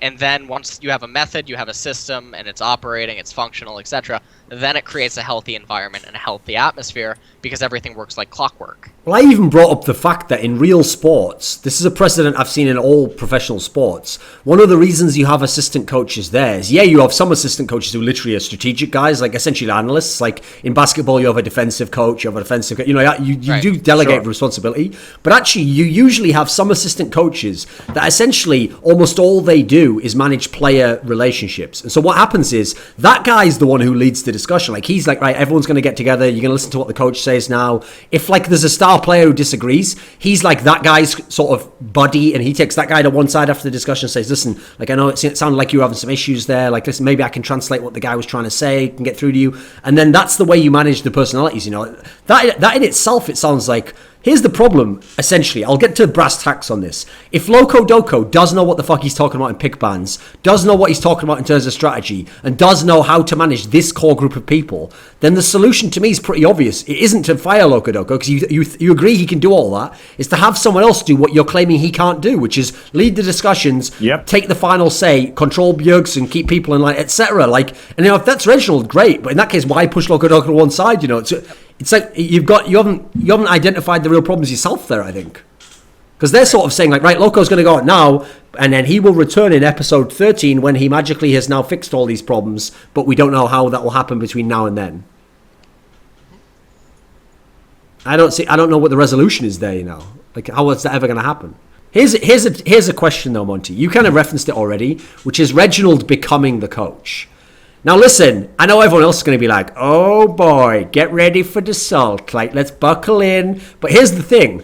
I actually want to have a real discussion about Reginald as a coach, in the sense that, so this whole massive topic we've just discussed now goes into all the intricacies and things that you wouldn't know until you've done coaching, or you've studied coaching, or you've looked at hierarchies of how humans respond to certain group behaviors, etc. All these complicated factors.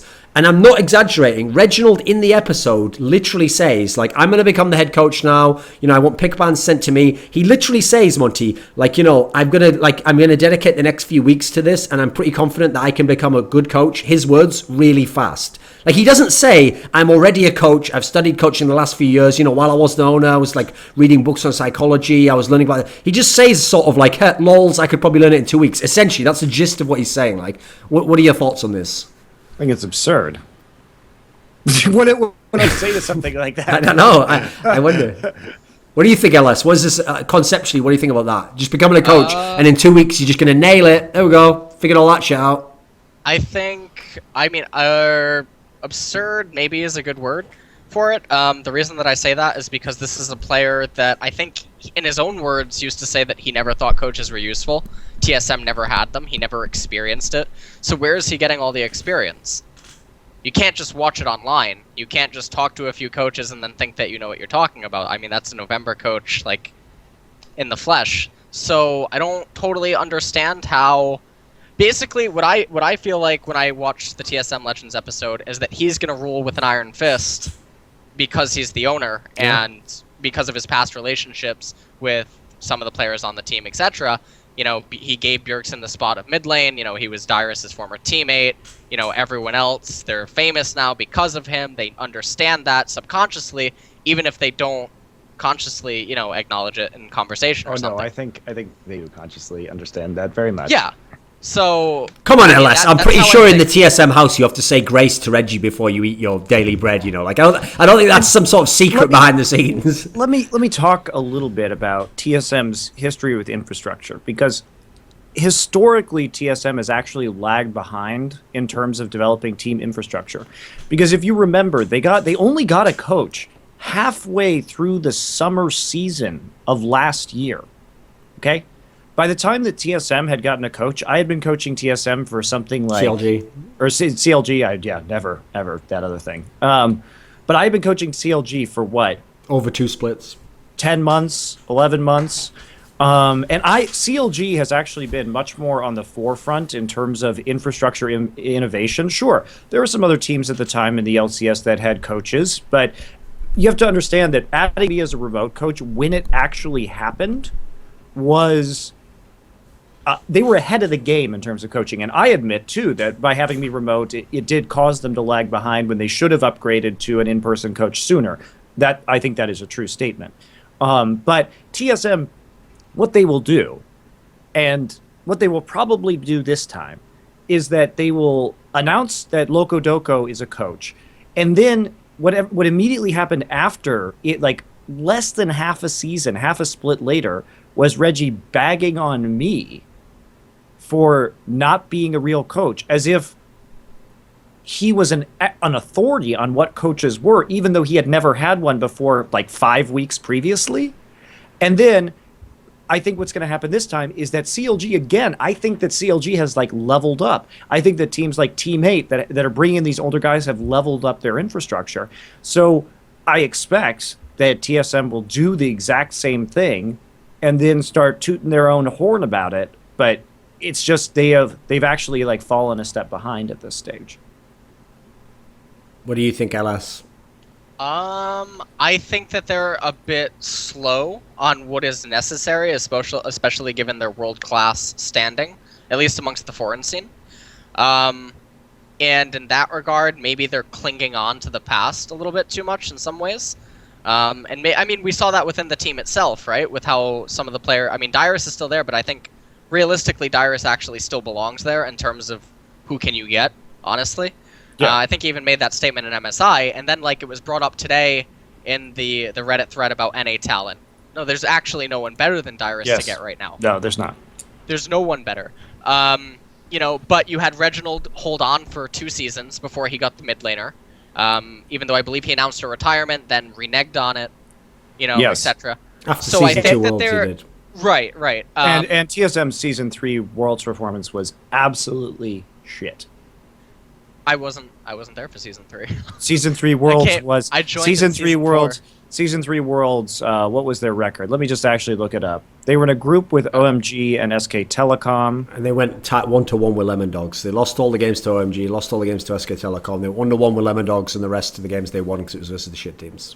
It was like international wildcard teams, and they went out of the tournament with Reginald trolling mid lane as Teemo. That was their last official competitive game as a full-time pro. Fitting in some ways, Monty.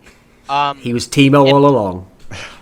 So, with that being said, I don't think Reggie is an idiot. I think business-wise, I think he's he's built like a really good organization. I don't think he's stupid by any means. I think he knows what to do. It's just a matter of when will he do it. And then on top of that, I think there must be a lot more going on behind the scenes that TSM Legends just will not ever show. Obviously. And because of that, I think it's a little foolish to try to make full comments on it.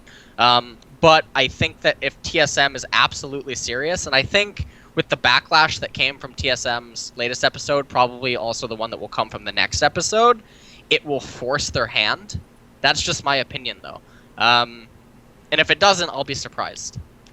Because here's a weird... People will think this is a weird statement, okay? So I've just set up all the things I think is wrong with this. I think it's a terrible idea on every level. But I actually made this point in my video. There's one level on which I could actually see this working, Monty. Like, I don't think it's impossible that they still go to Worlds, that all these things happen. The reason why is because, even if Reginald doesn't know what the fuck he's talking about, doesn't do the strategy right, has all these flaws, doesn't know how to coach, just the fact that he's going to give himself full authority gives him a better chance than Loco probably had. Yeah. Because if this Reginald can just say, right, I've decided you're going to do this, and then they have to do it. That factor alone could make this work as a band-aid in a weird sense. What do you think? I absolutely agree. And the other factor to consider also is that even if this is just objectively, I think it's objectively a bad idea. But even if this is not, it actually disrupts the abilities of the team, they can still win NA. Like, bad TSM can still win NA because NA is so bad. Isn't that the problem, though, in itself? Like, here's the thing. It could work, Monty. They could win NA, or they could just qualify for Worlds. Here's the thing. Yeah. But at Worlds, aren't their chances even more diminished now if they have to have Reggie be the head coach? Absolutely. Like, even more than LocoDoo, 'cause at least LocoDoo would have months to prepare, and maybe he can fix something, or even strategically he can come across something that will work. I mean, remember, LocoDoo in theory is still there, so he can still contribute in this sense. Maybe that works in that sense. But okay, is that too much then? Is it too much to say that they'll be worse at Worlds if they have Reggie as the head coach? I mean, I think it's too early to know about that. What do you think, LS? I agree with Monty. I think it's too early to know which one will work better. Because it's too hard for us, I think, from an outside perspective to know, because we're not seeing how Reggie operates, and we're also not seeing how the players react to Reggie versus how they truly react to Loco on a bigger, example, scale, whatever. The thing that baffles me is the notion that people think, is the idea that anyone took his statement seriously, like, I can learn coaching in a few weeks or whatever, or that it'll work in the sense of him actually being a really good coach, like on levels of coaching. Thorin, these are the same people that think that a coach joins a team and that's results either come or go.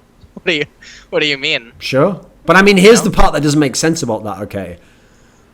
So, okay, I'll use an example, okay, that I don't like myself, but just to give people them to allow that to at least they can agree with the premise, okay? So the same sort of person who would argue this will be really good and Reginald will be a really good coach is the sort of person who thinks that Reginald definitely doesn't do any of that abusive behavior that we saw documented on film 2 years ago. So their logic, Monty, okay, would be right. Well, there's 2 years since then, he's had time to mature. We don't know what's happened since then. Maybe he has matured. Now listen, I'll accept their premise, Monty, because obviously I don't see Reginald when he's not at LCS, and so I don't know what's happened in his life. Maybe he's had life experiences that have changed him. Maybe he's thought about it. Maybe just encountering players in the meantime has changed his, softened his demeanor or made him get new strategies. That could all be true. But let's apply the same logic to being a coach, okay? We know objectively in 2 years of not being a player, or 1 year of not being a player, whatever, that he definitely has not been studying box on coaching, doing stuff like this. First of all, he hasn't had time to do that. Secondly, even if he did, he just hasn't been. He's been running the team and watching the team play and all that sort of stuff. We know objectively he has not. So essentially, to accept the premise he will be a really good coach on coaching basis beyond just being a band-aid now, you have to think he is some savant who never had to learn coaching, never had to learn anything, never had to learn anything even about human scouting, and just knows it, just naturally knows it. Which to me is that's the case test for credulity, if you can just think that. Because what evidence would you have to think it? I can't think of anything. There's no possible reason besides the fact you want him to succeed that you would think he'd be a really good coach in that respect. Am I wrong with this, Monty? It's hard to argue with that. Try to put aside any feelings you have about TSM when I ask you this question. But do you think I'm being a hater when I say that the other reason I can't see him being a good strategical coach, especially if he gets final say on picks and how players are going to play themselves, because that's what he was trying to debate with Darius and Cesare. If he's going to have say on that stuff, am I wrong in thinking that when I think of him as a player and when he was, quotes, the shot caller of their team, that he's not someone who his track record would suggest he was suited to that? When you think of how he was as a player and how he was as a leader in terms of shot calling? I think at the time in NA, it was fine for him. But that was so long ago, and the game really wasn't developed, that I consider any experience that he had at that time effectively irrelevant. Because that's what confuses me when he has these disagreements himself with his own team and players and coach. Where does he essentially think he is the foremost expert on League of Legends? Because in these debates, he's going to people who are expert. Here's my expert top laner, played top lane 5 years. Here's my expert coach, talks to Koreans, has helped me get all these championships. And he doesn't go to them oh, you did this move here. I'm wondering this. He's sort of I think you're wrong. You're just wrong about this. And then they have to explain why they're not wrong. It's his assumption seems to be that he knows more in all these scenarios than all those players. By default. I mean, I wonder what basis he would have to be an expert in that sense. Well, I don't think that necessarily his past as a player affects his ability to coach. I think that's just my opinion, though. Okay, so where's he acquired the skills to coach?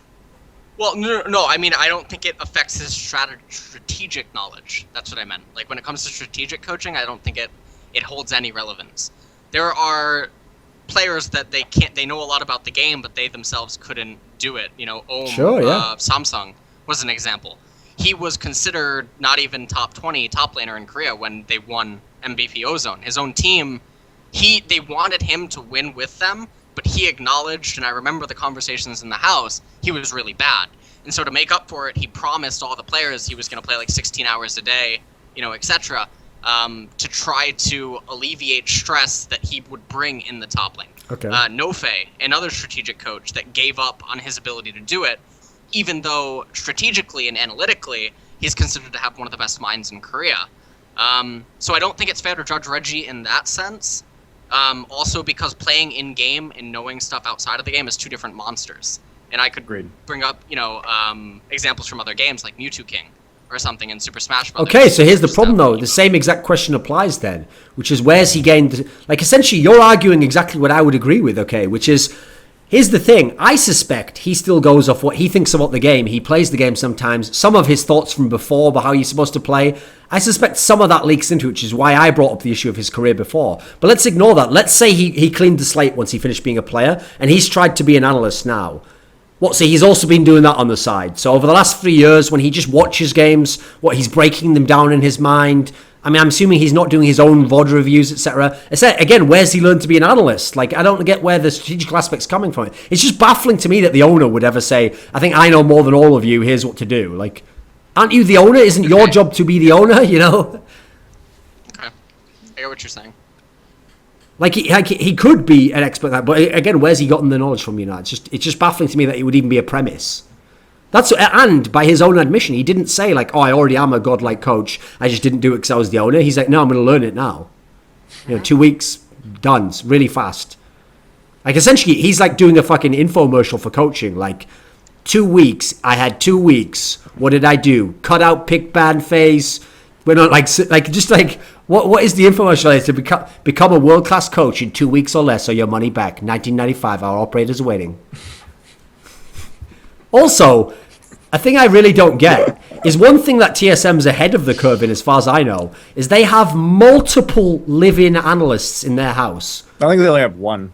I think they said they had two or something. I thought they have two. Maybe they have a remote. I don't know. You've been in NA. Maybe they have a remote one and a live-in. Okay, whatever. But they have multiple analysts. Again, how are they falling down strategically here? At the end of the day, someone has to take. That goes back to the thing that I talk about a lot about November coaches, quote unquote. People that they saw a job opportunity be created by an org which was unrelated to teams, aka Riot, and that job had to be filled. So now because that job has to be filled, and you get people that are either incompetent or unknowledgeable about it, but they simply get in due to friendships or whatever, because esports is still in a phase where people who are qualified or they have the credentials to do certain things necessarily don't always get the job. It's more so who you know. Whereas in real sports, it doesn't totally operate like that. To some degree, it probably does, but not as heavy as it does inside of esports. And because of that, what ends up happening is you get people that they don't even know what to look for. So they hire analysts who submit this random application because they want to be involved and they want to be somebody, not that they actually know anything. I would bet you money that probably 8 out of 10 analysts for teams or something decided to be an analyst after the Riot rule, the November, 19th or whatever date it was, that said that all teams would have coaches, and then teams are like, oh, we have a coach, oh, we have to do this analyst. Analyst is a term that was coined in the West. When, Super Hot Crew was calling me their analyst, I'm like, what the fuck does that word mean, hello? Like, I had never heard it before. They don't use that in Korea. They just have coaches that are devoted to different roles. You devote to data, you devote to coaching the players, you devote to this, you devote to that. They're all just called coaches. I don't know where the hell this term analyst comes from. I mean, I understand it, I use it, it makes sense, etc. But when the West started developing it, because there were like the grandfather coaches, myself, Monte, Loco, and some others in EU and NA, and then you had the coaches that later sifted in because they recognized that a job position was being created. Teams needed this. Teams were talking positively about it. Those are the people that started like last spring. And then you have the November rule come out by Riot, and then you have the people that are like, oh, I can work for coaches, I can do this, I can do that. But they don't actually know what the hell they're talking about. Now, I'm not saying that's the case with TSM, But when you have issues that are being clearly showed inside of TSM Legends where the coach is struggling to refute points or to be able to argue against his own players, then what are your analysts actually doing if they're not providing you with the necessary tools and information that you can use as ammunition inside of a conversation or inside of an argument that will allow you to either gain respect or command over your players? So I have another question for you, Monty, here.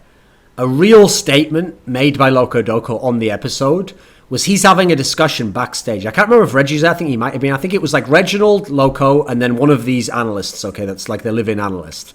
And they're talking about the fact that, like, oh, our team fighting has gone to shit. Like, it's really degraded over the split. And Loco says this immortal line, Monty. He says, like, yeah, our team fighting's like gone to shit, but what can we do? All we can do, he says something like, but what can we do? Play more scrims and talk about team fighting? That's it. That's his solution, essentially. Play more scrims, talk about team fighting. That's how you fix bad team fighting, right? I want to get your take on it. What do you think? How do you fix bad team fighting? I think that the way you have to approach team fighting is on a comp by comp basis, where you run a specific series of champions, whether you're going to say, okay, this week we're going to work on all-in compositions or poke compositions, so that you can actually understand like the different varieties of compositions that exist within League of Legends, because how you team fight well is dependent on your goals for that composition. So I think if you want to improve team fighting, it has to be a very slow and methodical process where everybody understands the team goal in relation to that composition.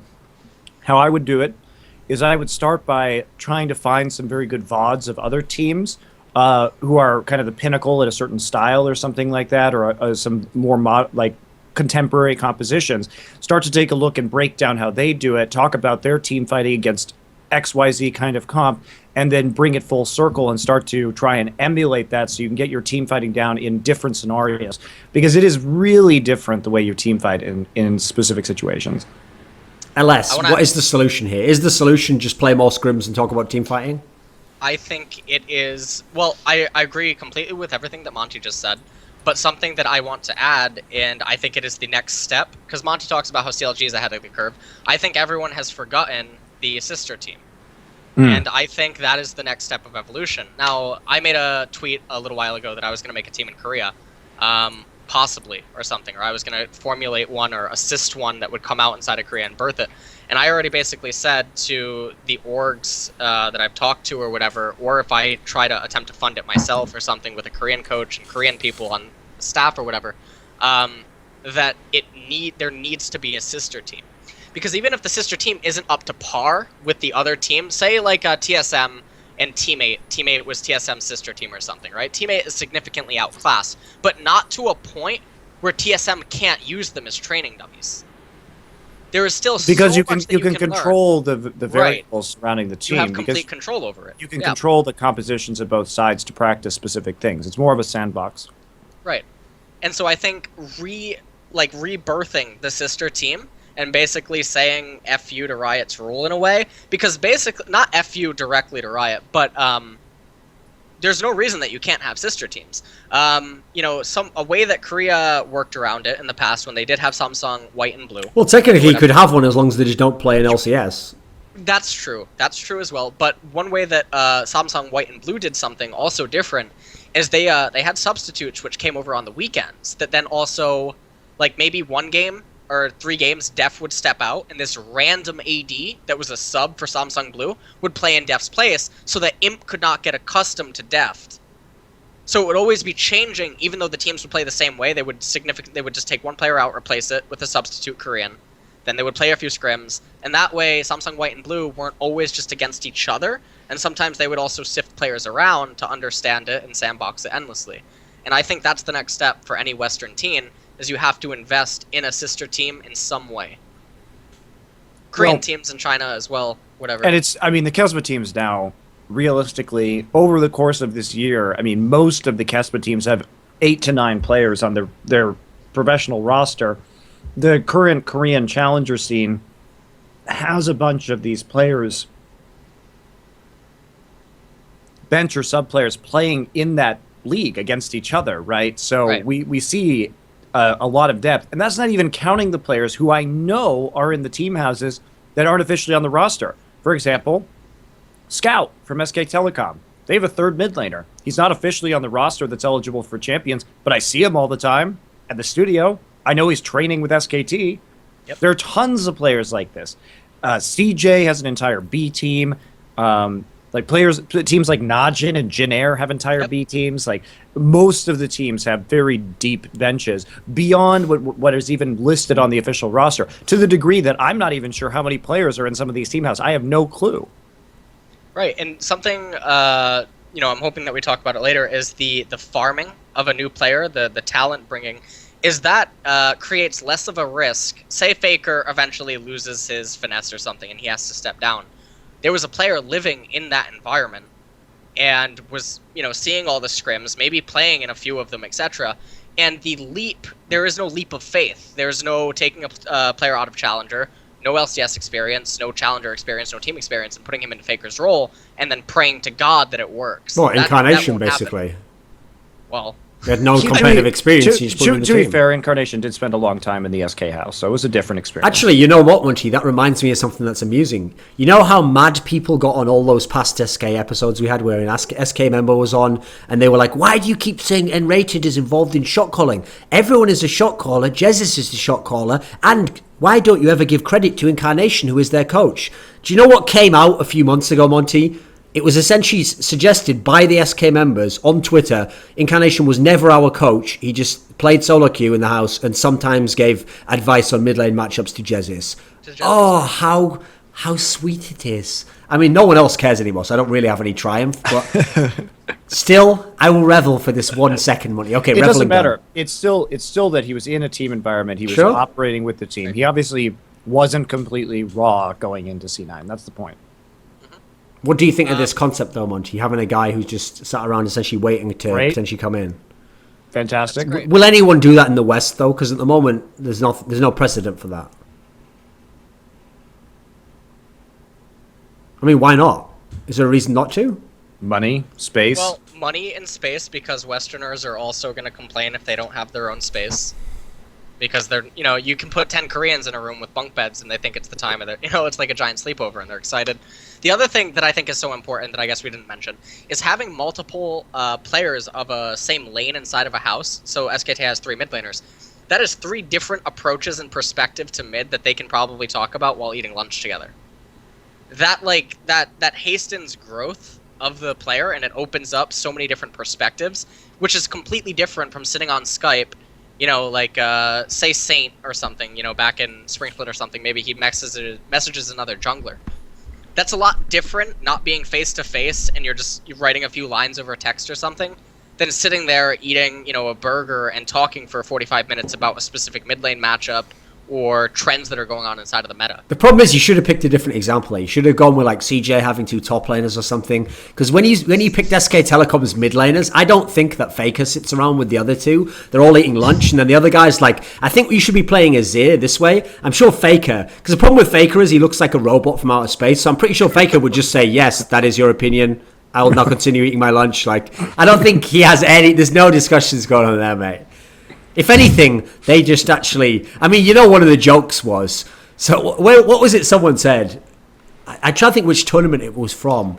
There was some tournament... Oh, yeah, that's right. Someone had a joke one. It was a really good Reddit joke where they said that the only real reason why TSM had been so good for the last year, like inexplicably good, and they started winning all the splits, and Bjergsen was like playing out of his mind, performing on like an international level, was that's how long it lasted since Faker touched his shoulder at All-Stars 2014 and like transferred some of his power to him, sort of like just his aura from touching him, and then it had worn off now, man. It had just worn off before MSI. That's the problem. And then it just they came back down to earth on that one. I thought that was a good one. That was a pretty good theory. I like that. I like that hypothetical. That was a more generalized discussion about coaching, but I want to ask some specific things about TSM now. So TSM had been on that slide where they'd won like 1 game and they'd lost 3 games, and then this week they went 1-1. They lost to Tip, was it? Yep. Lost to Tip, and then they beat Dignitas. So right now they are in 5th place, but admittedly, one game ahead of them, there are 3 teams who are tied for second place. As it sits right now, LS, is Team Solo Mid, like, are they going to win NALCS? Are they going to finish top 3? What are your thoughts? Well, they actually, like, pretty much can't win it right now unless Gravity, like, completely fucks up. What does that mean they playoffs, can't or do you win mean it? this season? What do you mean pre-summer, Yeah, pre-playoffs? I mean win the whole league. Oh, okay. Yeah. Oh, they can definitely win. Yeah, absolutely. Yeah. What do you mean they can definitely win? Oh, just no reason given. Yeah, they can. Yeah, 100%. No, they can definitely win because their experience in Bo X sets is going to be more. Their mental fortitude as players is going to be stronger. Just say best of X for fuck's sake. Bo X doesn't even. What's That wrong sounds with like you? an exercise machine that you use that you bought on an infomercial. Fucking. Or a street ruffian, like muscle type Okay. guy who's a robot So, in the future. yeah. Bo X, Alright. come in and remove this gentleman. He needs to be shown the door. Yes, sir. Okay. So I think their experience in that will help. I also think, I think Gravity is right now the strongest team overall, but will they be able to hold it together inside of playoffs and inside of sets? I'm not totally sure. I hope that they do, because I think Gravity can go to Worlds, and I think it would be. Monty, you would know this incident. What year was it that some team was significantly better and didn't ended up going to was it KT Worlds or Bullets. KT Bullets. was that it? And they got screwed out by the points or something, even though they were like one of the best 2013. teams. Okay, so if Gravity doesn't go to Worlds, that's going to be a repeat of that, which would be unfortunate. I think TSM, their biggest issue. I mean, in TSM Legends, they talked about the team fighting. I have always viewed it as TSM at one point had all the best players, almost, if not top 2, at least, in each of their roles. And yet their weakest point was macro. And that was always just mystifying to me, because I thought that was the easiest thing for a strategy coach to fix. I just couldn't understand it. I'm like, why is it that your weakest aspect of the game is actually the 30 to 50 minute mark? I just couldn't understand that. And then they would perform well in 30 to 50 minutes on the back of their immaculate team fighting due to their individual mechanics, not due to, setups or whatever. So I think if they can alleviate or just fix their macro issues, they'll beat Gravity. I think that's like the needed fix that they need. But in playoffs, I think they also just have an innate edge due to what I mentioned before about the best of sets. Monty, does TSM win an LCS, do you think? I think I need to see. It's so hard to know without seeing more games. I think that their last week of competition, they play Cloud9 and NME. They should take the NME game. Maybe Cloud9 can engineer some sort of upset if they have the same kind of performance that they had against CLG last week. But I just think the region as a whole is so weak, and like Ellis is saying, their experience in You mean best of Dignitas series. last week? No. Based on C9's performance against CLG. Oh, right. Even though last they week. lost, Yeah. it had signs. I mean, my opinion of the entire region is not good right now. So I still think they can hang in there and actually still win. I don't think it's that critical of a situation. Now, if you're asking me, can this team also get out of groups at Worlds, that would be surprising. Because the LS, this Gravity team, was on like something like a 6-game winning streak until they lost to Dignitas this week. Yep. Are they by far the best to you? What's the gap like? Gravity? Yeah. I think that they play they play in a way that the NA region is not accustomed to, and thus it also makes it Which is extremely what? difficult. They just play a macro-based, methodical style economic approach, whereas other teams play this reckless, pull a little bit of here, pull a little bit of this, a little bit of that, a little bit of that, and then just throw on, the Western spice to it, which is just doesn't totally make sense in the end. It's like baking a cake. Like, it looks really good on the box, and then you pull it out, and it looks like shit, like on those, 9gag photos. But, so when... Because Monty has any fucking experience of 9gag. Like, oh, yeah, I remember fondly the 9gag photos that you're referring to, LSX No, so- C9. So, like, when Okay. an NA team is trying to prepare for Gravity, you can't get it by scrimming other teams. If I'm to use like an analogy or something, it was like Terrans in StarCraft 1 trying to prepare for Flash. Now, obviously, it's not the same example in terms of skill or whatever, but trying to prepare for Flash was virtually impossible because no one else played like them, and it made it very difficult. So I think Gravity has that edge right now. Okay. Unless they're specifically asking scrim partners to try to replicate what Gravity plays like, but that's a bizarre request because then only one team benefits from it. So Gravity right now, they're ahead of the curve. Their understanding of macro and economy is greater than every other team in the region, and that's carrying them because they're not really that far outclassed by anyone mechanically. So they're going to win, according to you, if we follow that premise, They have the ability to win if they Yeah, and then we think about Keen playing mid-rumble and getting dumpstered 12-1 and 12 by Shifter Zari, dude. I think there is a meta question here that has to be addressed, which is that how deep does their cheese run? Are they like a 3-cheese pizza? Can they actually win a best of 5 with 3 different cheeses? Because I'm not sold that this strategy is actually competitively viable when we're talking about winning at minimum 2 best of 5s to take the NA trophy. Best of 5 is their scariest thing. Absolutely. Right. Absolutely, that's their scariest. Especially if they get outsped in the early stages. If their cheese gets answered by proper preparation, then it doesn't matter. Because their understanding of macro and stuff is there, but they also rely on their early game advantages to carry them into it. So that's going to be an issue if other teams can somehow answer to it. So why is the meta, LS? Why say I don't like to think that a meta exists. Oh Jesus! No, no, honest to God, I don't think that it exists. Honestly, no. We're gonna have so many conversations about this. Okay, what does that mean? I don't think that it. Well, okay, so if you look at card games, okay. Okay. Let's just use like Yu-Gi-Oh, Magic the Gathering. Pokemon, yeah, Monty knows Yu-Gi-Oh. Keep going. All the good references here. Alright, so he knows about trap cards. That's it, mate. It better be a fucking good analogy right now. Okay. Alright, so in those games, there oftentimes are decks or styles of decks, etc., that are themed either no theme directly, or they're called anti-meta. And it's not necessarily a meta in itself. It's just these decks that standalone are able to be operated inside of the popular belief of what the best decks are. Okay. And yet these ones work. But in order to make them work, requires a specific pilot. I think as League evolves, like more and more time, it doesn't matter how much Riot changes the balance and changes everything, there will come a point in time where there are simply just champions that are forgotten and they come back for no given reason. Sure. And that in itself isn't really meta. Do you know what I mean? Because I think we're going to reach a point where we understand so much on a macro scale, if coaching and analysts and everything just keeps evolving, that I said in a tweet, I think like 80 to 90% of champions will be viable. And at that point, you can't really call anything a meta. You can just call it like a playstyle. I can say that that a meta? Okay. AD carry and support are still going to be a meta. I can say that having one jungler... Oh, you mean it like that. Okay. That's not how I meant it. I apologize. Well, in terms of champion picks too, and we can say, okay, well...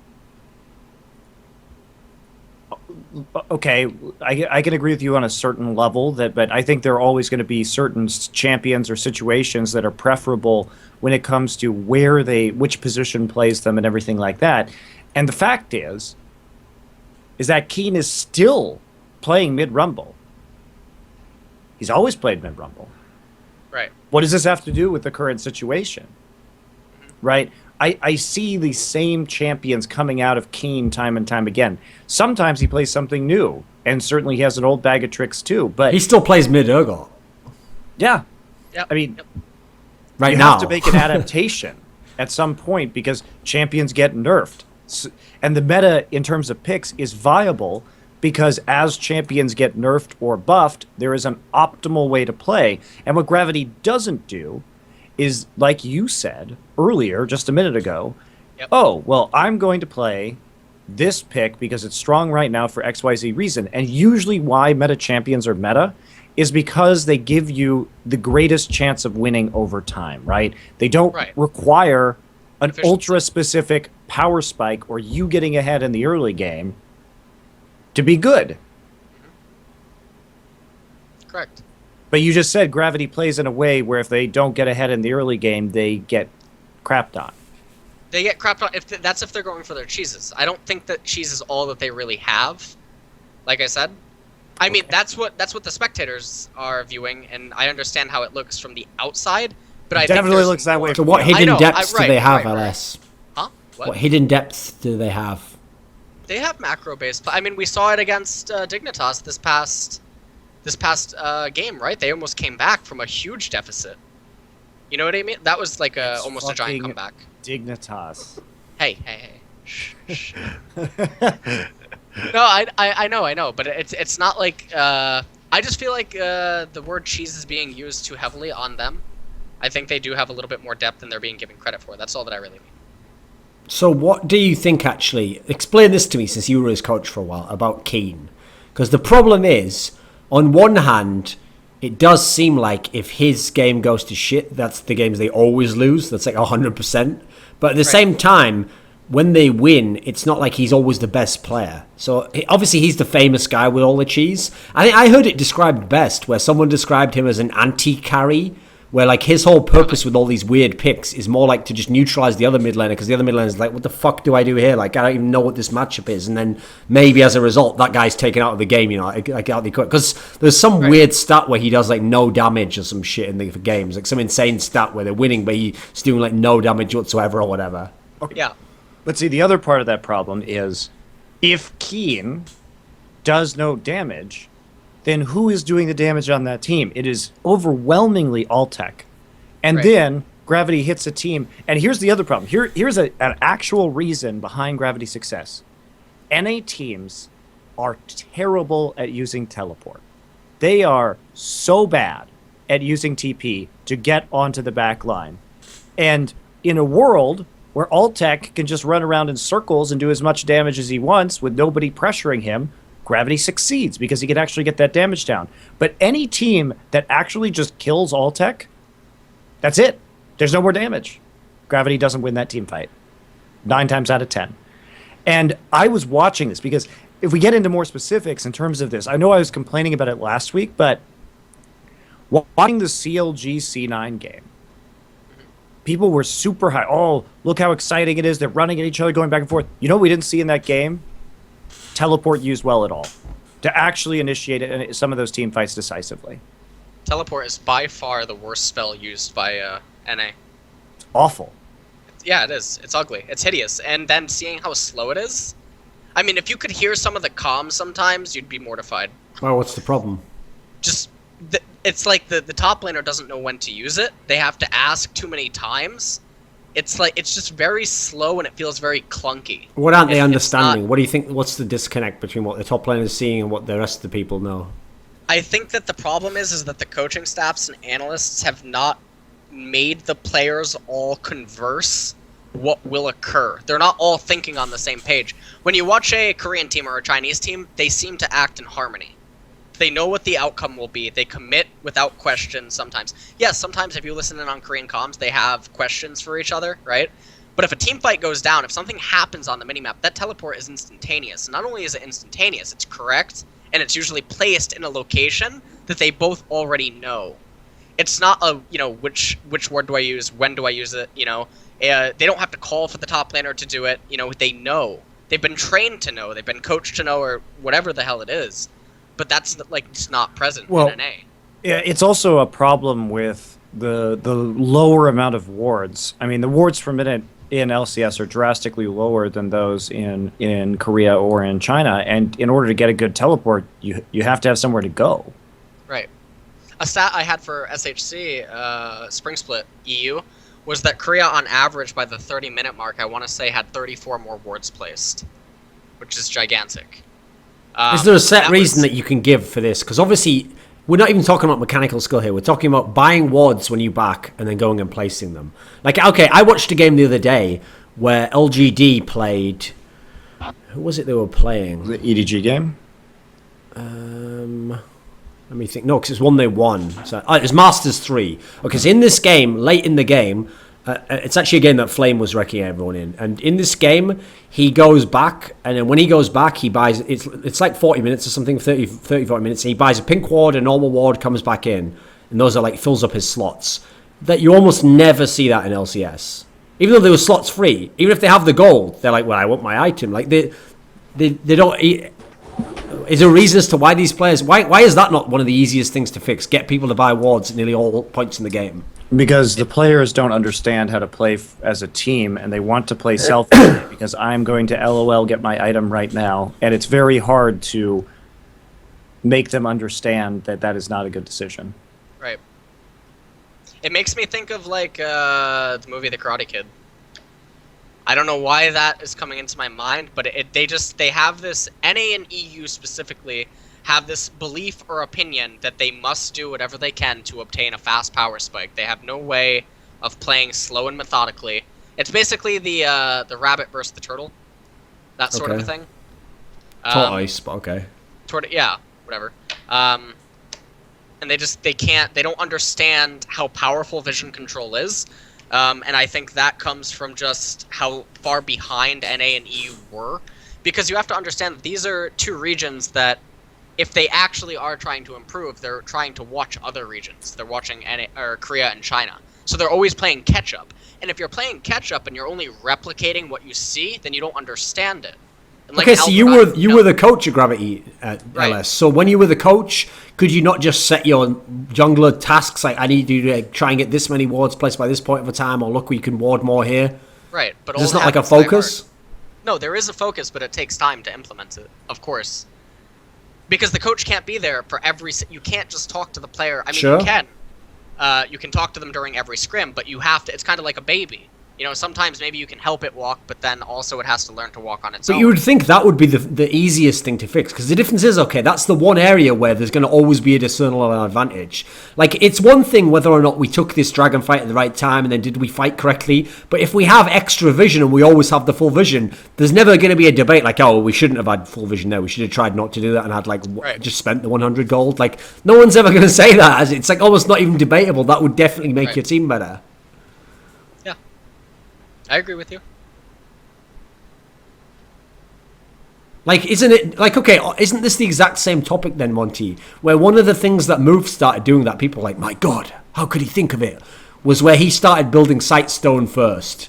And so, as opposed to pro junglers... On Nidalee, by the way. Yeah, but there's still some LCS junglers that don't buy wards.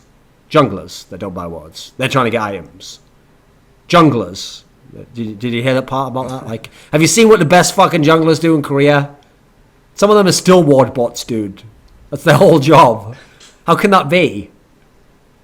Well, it can be because it's an effective way to play the game. Like I gave an I mean how could it be the case that the junglers aren't buying wards? Like I gave the example there to make an extreme one that the top laner was buying wards in this Chinese game, but there are junglers in the West who don't buy wards.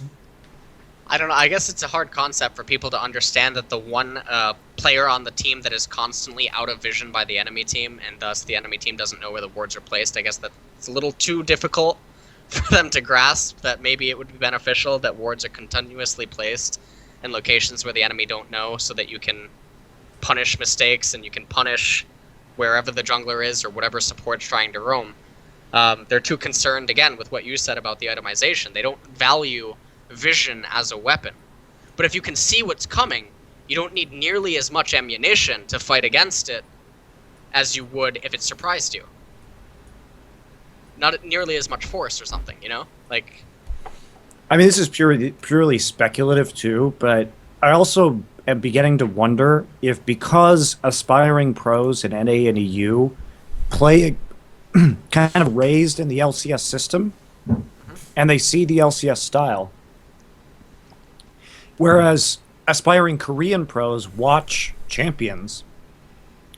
And so what they emulate when they become rookies on these teams is actually a very vision-focused style, whereas that emulation is not needed in the West to be successful, at least domestically, so it's kind of just swept under the rug a little bit. In the West, mechanics, I think, are the top priority when you consider someone for something. Like, oh, that player's really good mechanically, he's really good, he climbs solo queue, etc.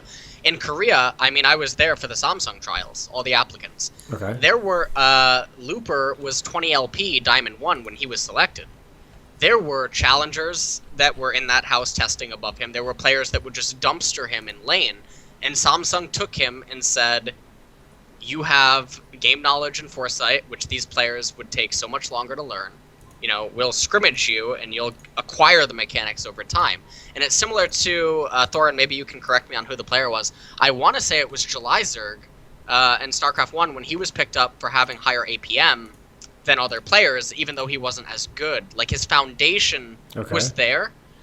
I think it is much more difficult to have a deeper understanding of League than it is to have mechanics. And I think mechanics, once you get to the professional level, they can be trained to a certain extent.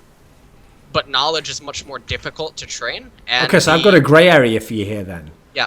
So there are 3 Korean junglers in NALCS. Move, Helios, and Rush. They are all Korean junglers. Rush even there's all these stories where every time he goes back to Korea, he gets super high on the ladder. Do all those junglers implement LCK champion-style vision in the West? I would argue that, yeah, they do. With the exception being Rush is a little bit more mechanically aggressive. Rush was never on a team in Korea. But you think overall they actually do put the emphasis on that?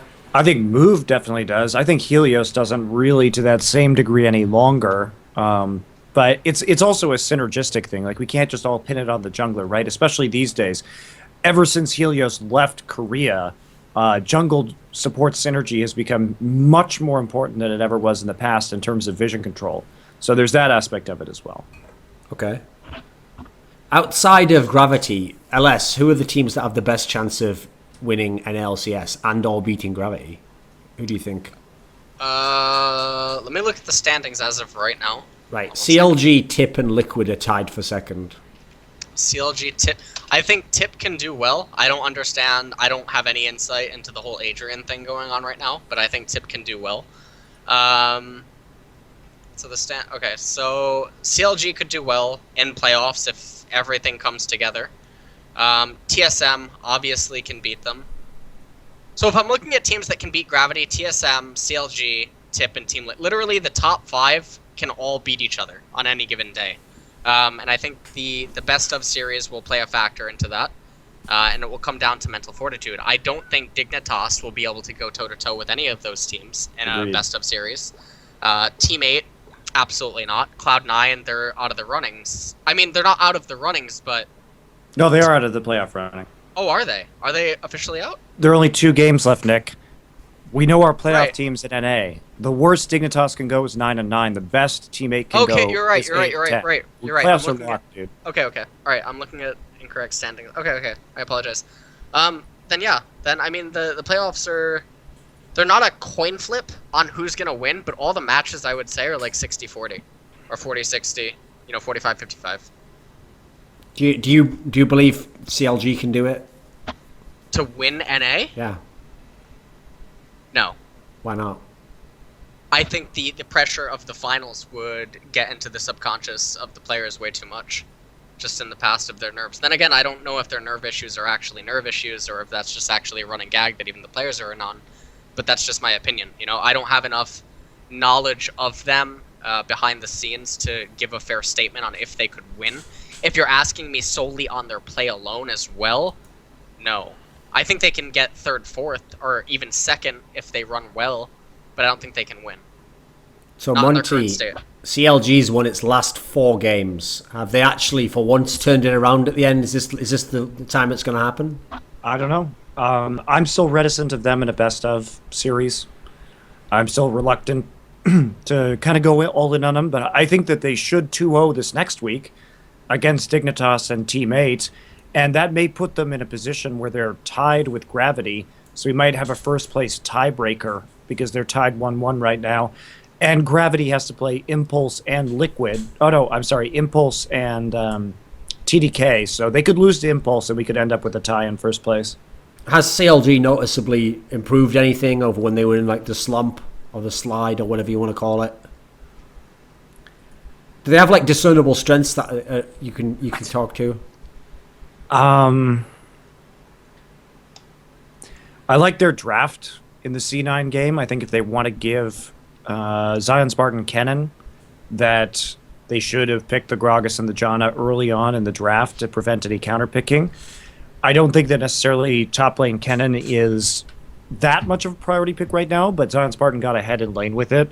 I think that they showed a better ability against C9 to make good calls and come back from behind, which was encouraging to see. I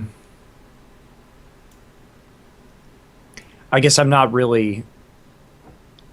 I don't know, man. I just don't know. It's so hard with them.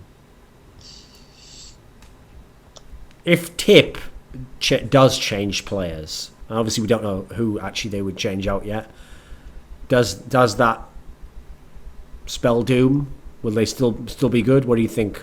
I think that changing players in the last week before playoffs is terrible, and you have to ask a lot of questions about whether they would actually be good just due to team synergy. And the synergy with the support brings so much more vision that it could really affect all the other players on the team.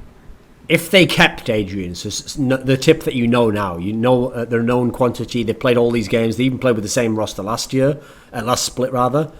How well do you think Tip should do? Top 4. Beyond that, I think it's really hard to say. That's the thing that is messed up with NA right now, is that there's nobody who is clearly actually good. So predicting these playoffs is really difficult. LS, what do you think of Tip?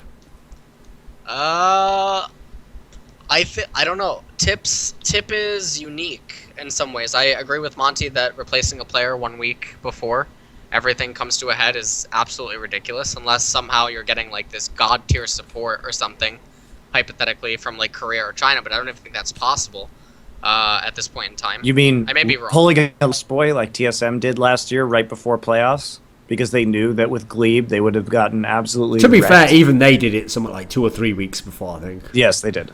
Okay, even their example wasn't something as like bad. that, right? But you'd have to pull a really god tier support for that to be logical, and then also the support would probably have to be Korean to communicate with Rush, so that it's also not as difficult for Coach Fly and Rush to interact and do everything, etc. I think that's the only logical way.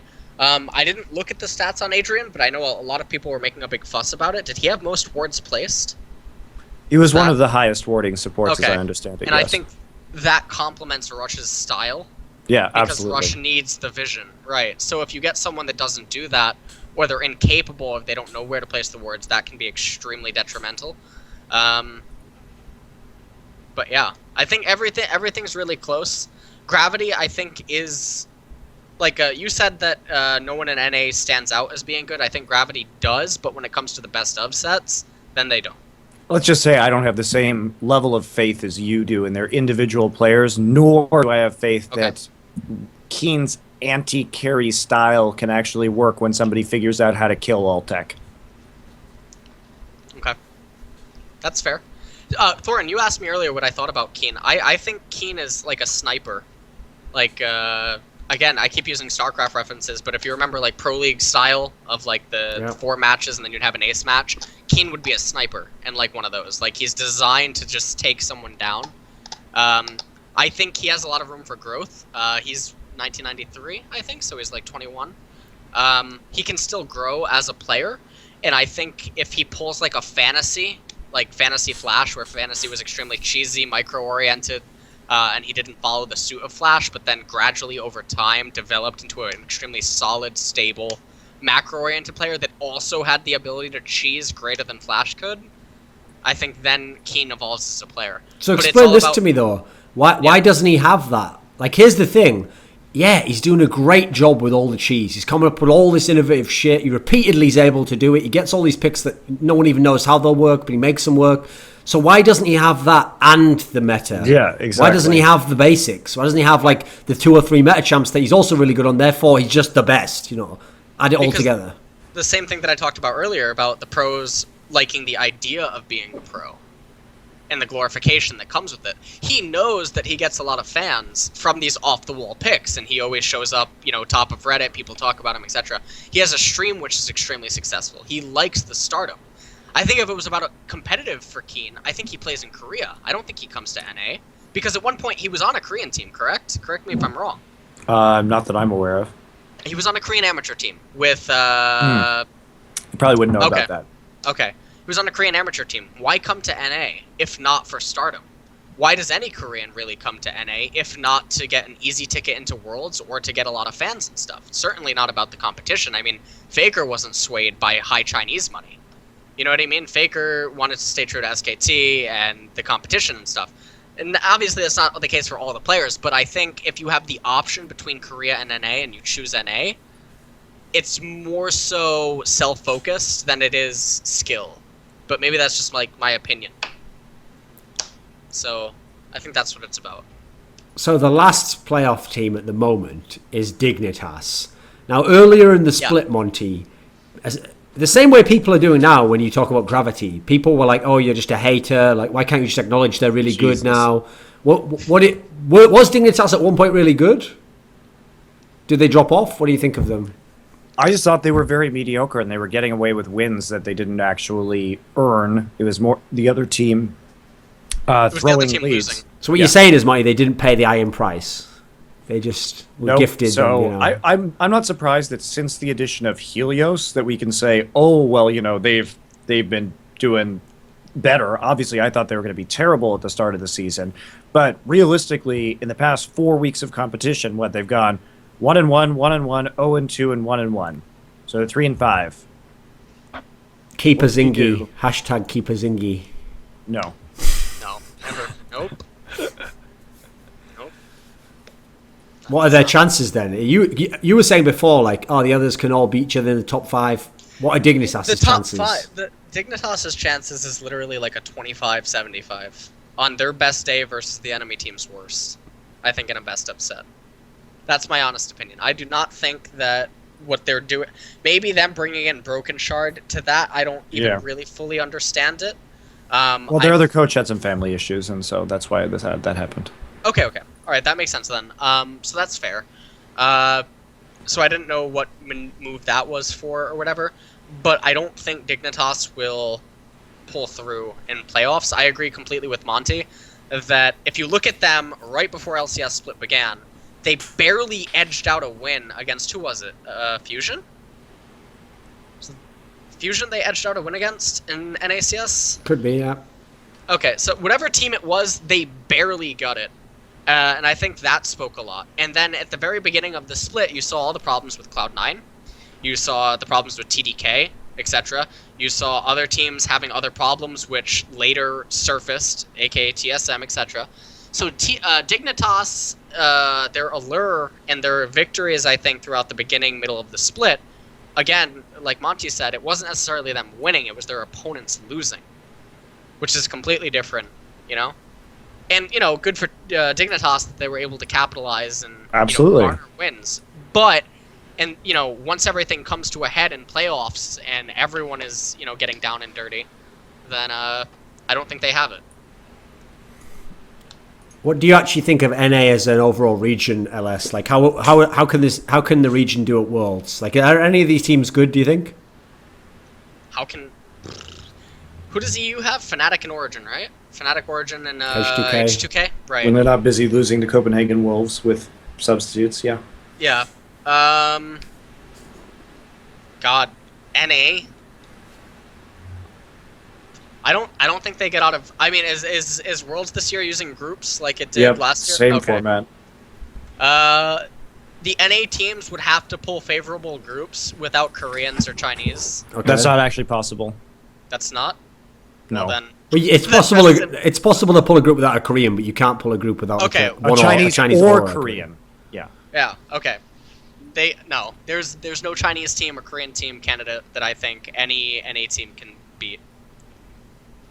Is there one out of all of them that you'd pick and you have the most faith in if they went to Worlds? Who would be your best bet?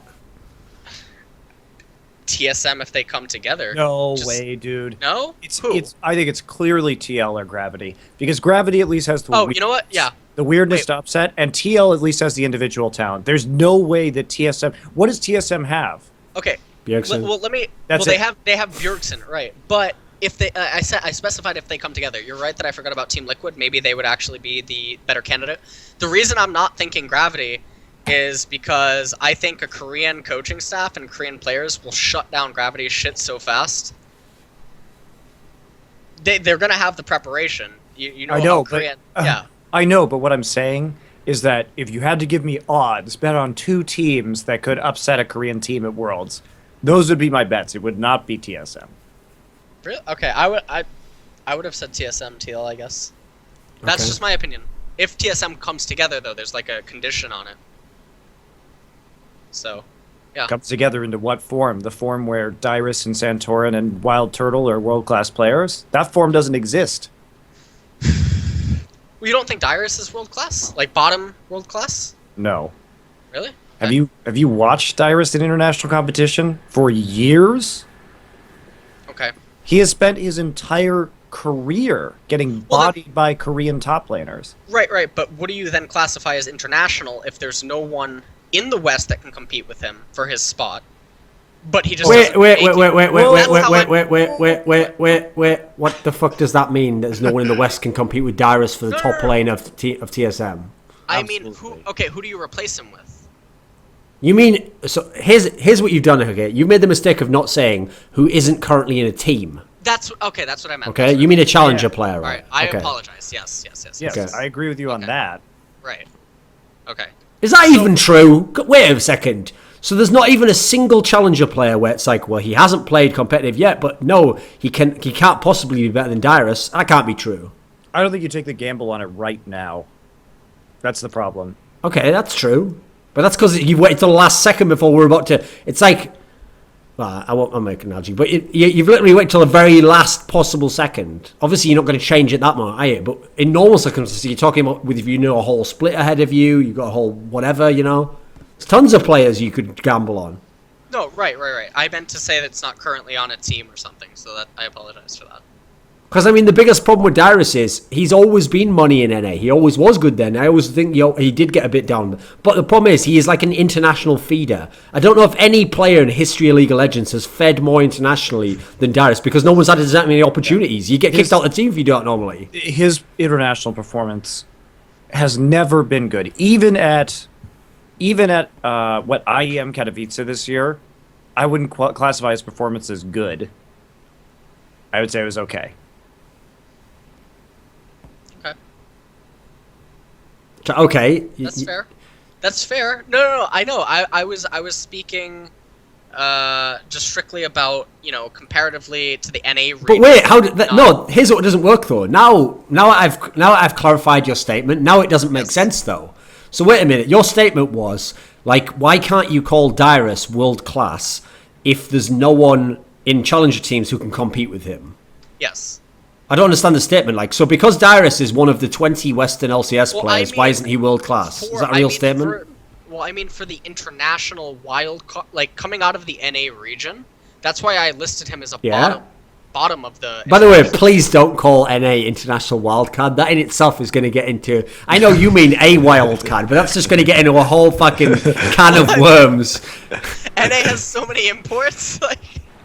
No, but it's okay. Okay. But yeah, that's all that I meant. Is like he can consistently emerge out of the NA region. Okay. So he bears the NA flag for the international competition. Okay. So consistently, it's like a person that can consistently make it to the Olympics and then always get last. You still wouldn't classify call them that one of the Olympian best as an international competitor. Okay, LS, no one is debating that factually Dyrus does that's attend all. international tournaments. Right. But is that's he a all that's saying. world-class player? Then you have to define world class. It's like S tier in fucking StarCraft, mate. That's what he's essentially saying by world class. It means like elite player, S tier player, one of the best at his position and in the world. Okay, so I'm using a different definition. So that's where. Stop doing that. Okay. Sorry. Okay. Back to the original statement. Monty's statement was that Wild Turtle, Santorin, and Dyrus cannot be world class at their position. What do you think? Santorin, no. Wild Turtle, no. Dyrus, Monty, maybe. Huh? You know, nearly all the players, Monty, in NA think that Santorin's really good. That's nice. They think he's one of the best junglers in NA. That's cool. You don't agree? Nope. Why not? because I don't think he actually shows up. I don't think that he has a good sense of how to manage the pace of the game against the other jungler. I don't think he works very well with Lustboy currently to provide vision control or warding. I don't see a lot of upside. I don't see very high mechanical plays from him. Like, what's he there for? Place wards for Bjergsen. But he doesn't even do a good job at working with Lustboy to do that. Play a tank and eat skill shots while Bjergsen kills the guy.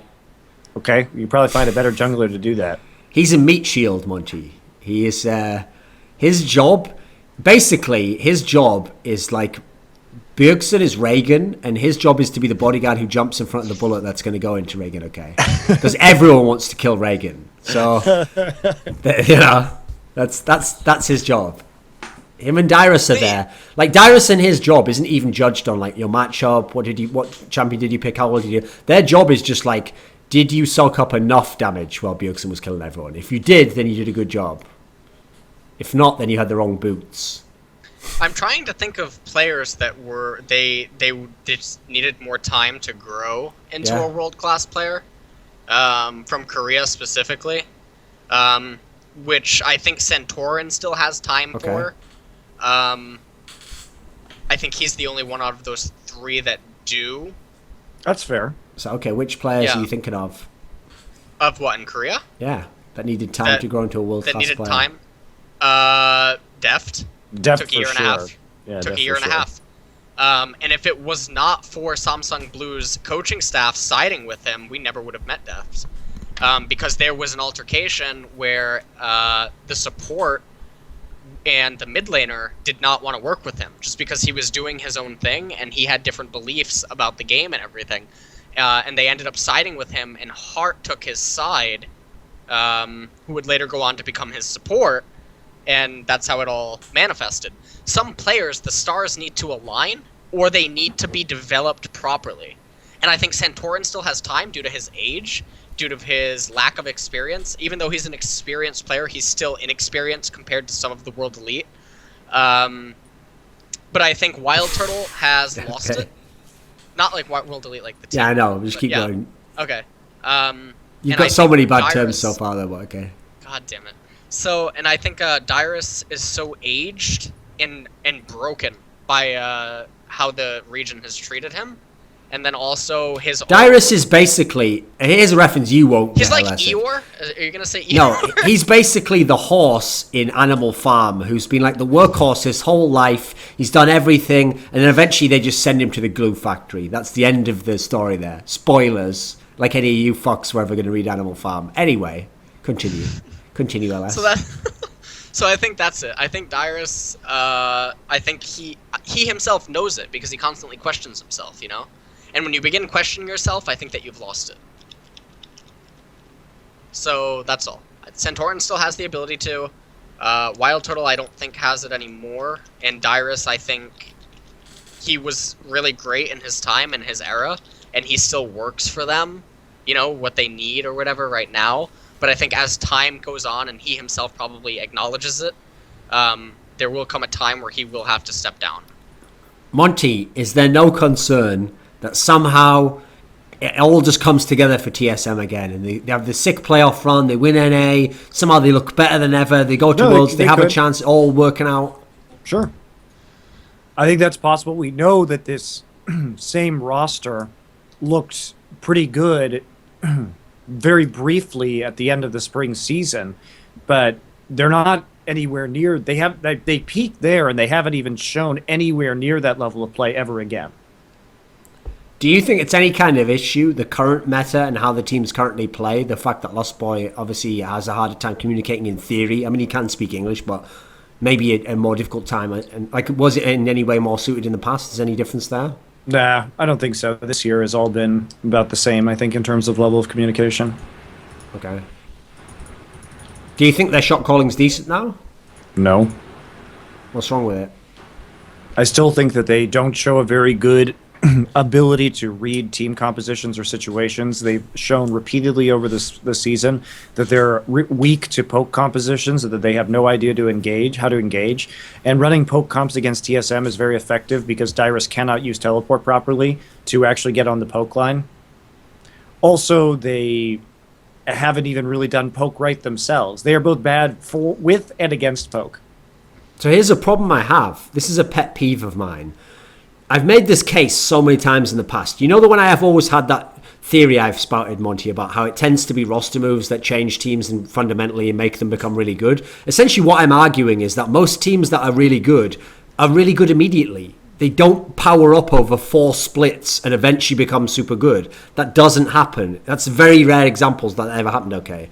So my point is, the same applies to everything. Shot callers. There are not, like, people will say, Monty, yeah, but Bjergsen's working on his shot calling and he's keeping doing it. He's had 1 year of competitive play. How long do you think his career's going to be? He's not going to play 15 years and the first 5 was powering up to becoming a really good shot caller. What is he going to learn in the next 3 months that he hasn't learned over the first 1 year? Everyone else who's a really good shot caller, they didn't have 4 years of playing the game and then being a shot caller, then became the good shot caller. Their careers last 2 years. They become the good shot caller a month into being a shot caller, you know. Like, what is everyone waiting for? What is this naive dream that he's going to improve 3 times over as a shot caller? Like, I think you've seen him as a shot caller now. This is it.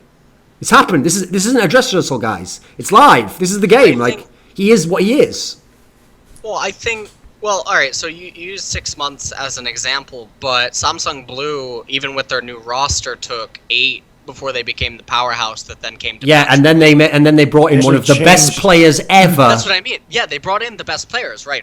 I'm saying from when they knocked out Easyhoon in July or August of 2013. You mean they brought in Porn. When SKTS took him? Yes. Right. And they brought in, and then Hart went to support. It still took them.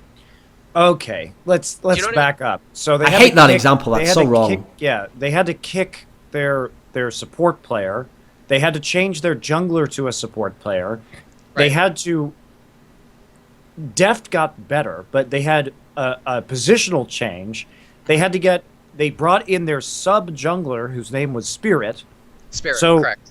Blue was basically 2 players. I also can't handle this storyline that people always mention about Blue, which is that they improved. They didn't. Here's what Blue did, okay? So they had the win over SKT at the qualifier for WCG in late 2013. Then that winter, they made the round of 8 and lost to SKT. They did not then improve. They put fucking Dade into their team.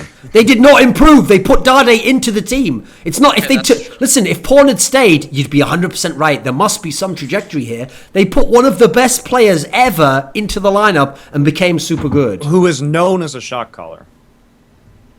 Yep. Now, I will agree with you that Hart and Deft improved significantly at their positions over that period. Absolutely. Deft is a great example of one of the longest, like, slow burn players that has ever existed in LoL, right? Right. But okay, on the topic of Bjergsen though, like I'm saying, if within 1 year he still hasn't figured out how to be a really good shot, what is he going to suddenly learn in the next 3 months? Well, maybe not in the next 3 months, but give him a new coach. Maybe not in the next 3... Dude, that will be 1.5 years of doing the job. Think how long... Like, okay, you know Moscow 5 and Gambit and all that. That was like 1.5 years. Okay, but look at... That whole thing was 1.5 years. Okay, right, but Alex Ich is back on the rise.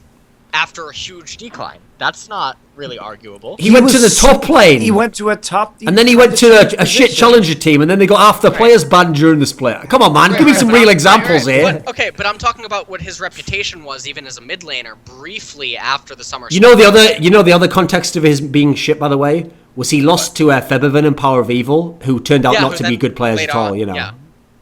But that was the logic, LS. People were like, I know. well, he must be garbage. Look at these fucking challenger players. And by the way, I would have agreed at the time. I didn't know they were really good. But it's turned out both were fucking top players next split. Right. Like true. 2 months later or something. Yeah. I mean, then they themselves, and as an example, are players that grow. I mean, you're right that the time frame is much shorter, but I still think Bjergsen can grow.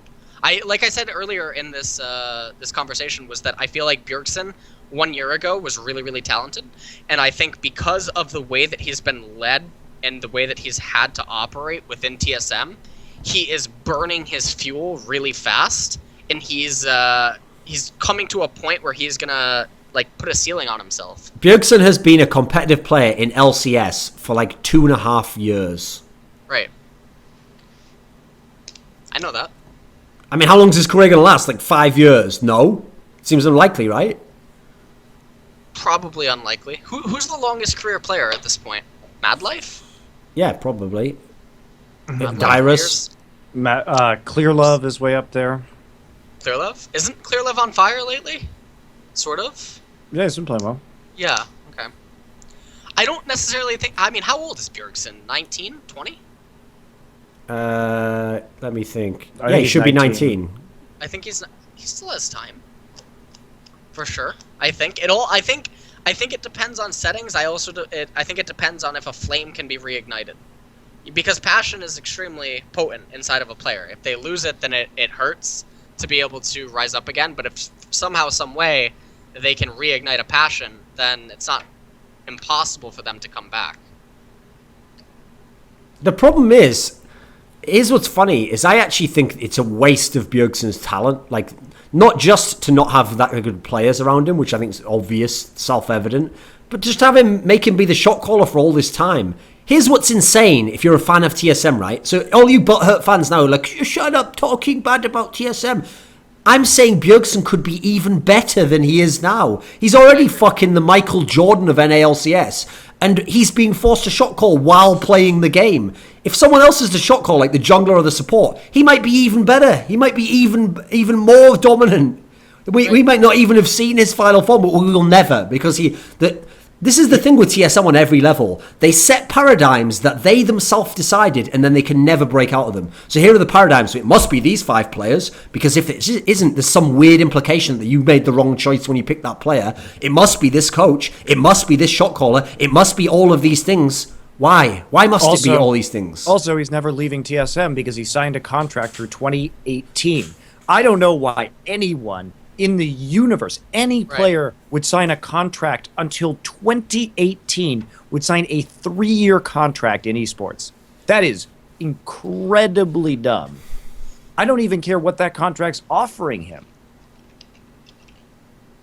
Well, especially because you don't know where the game will be in 3 years. Like, even if you have the best deal right now, that might not be that good. You don't know where the game is going to be. You don't know what your situation is going to be. You don't know what your teammates are going to be. You're basically chaining yourself to an organization unnecessarily when all other contracts are like a year, so that the players can actually have some more freedom for dealing with shit. Like, here's something people wouldn't know, okay? So I don't debate. I'm pretty sure if we look right now, he probably has what right now is a sick deal. I bet he has tons and tons of money. I'll bet it looks like, wow, I've locked myself in for that for 3 years. There's actually a really famous example of this, okay? Michael Jordan literally at one point in time was being insanely underpaid in the NBA. Because what happened was, in the late 80s, when he re-signed his contract, he signed his next contract, he signed a pretty good deal at the time. But literally, like 1 or 2 years later, the market for salary like exponentially grew. So suddenly there were players who were like the 9th best NBA player making like 4 times more than him. And he'd signed his contract for like 5 years or something, like the max length, you know. So he fucked himself completely. And let me tell you something about the esports market right now.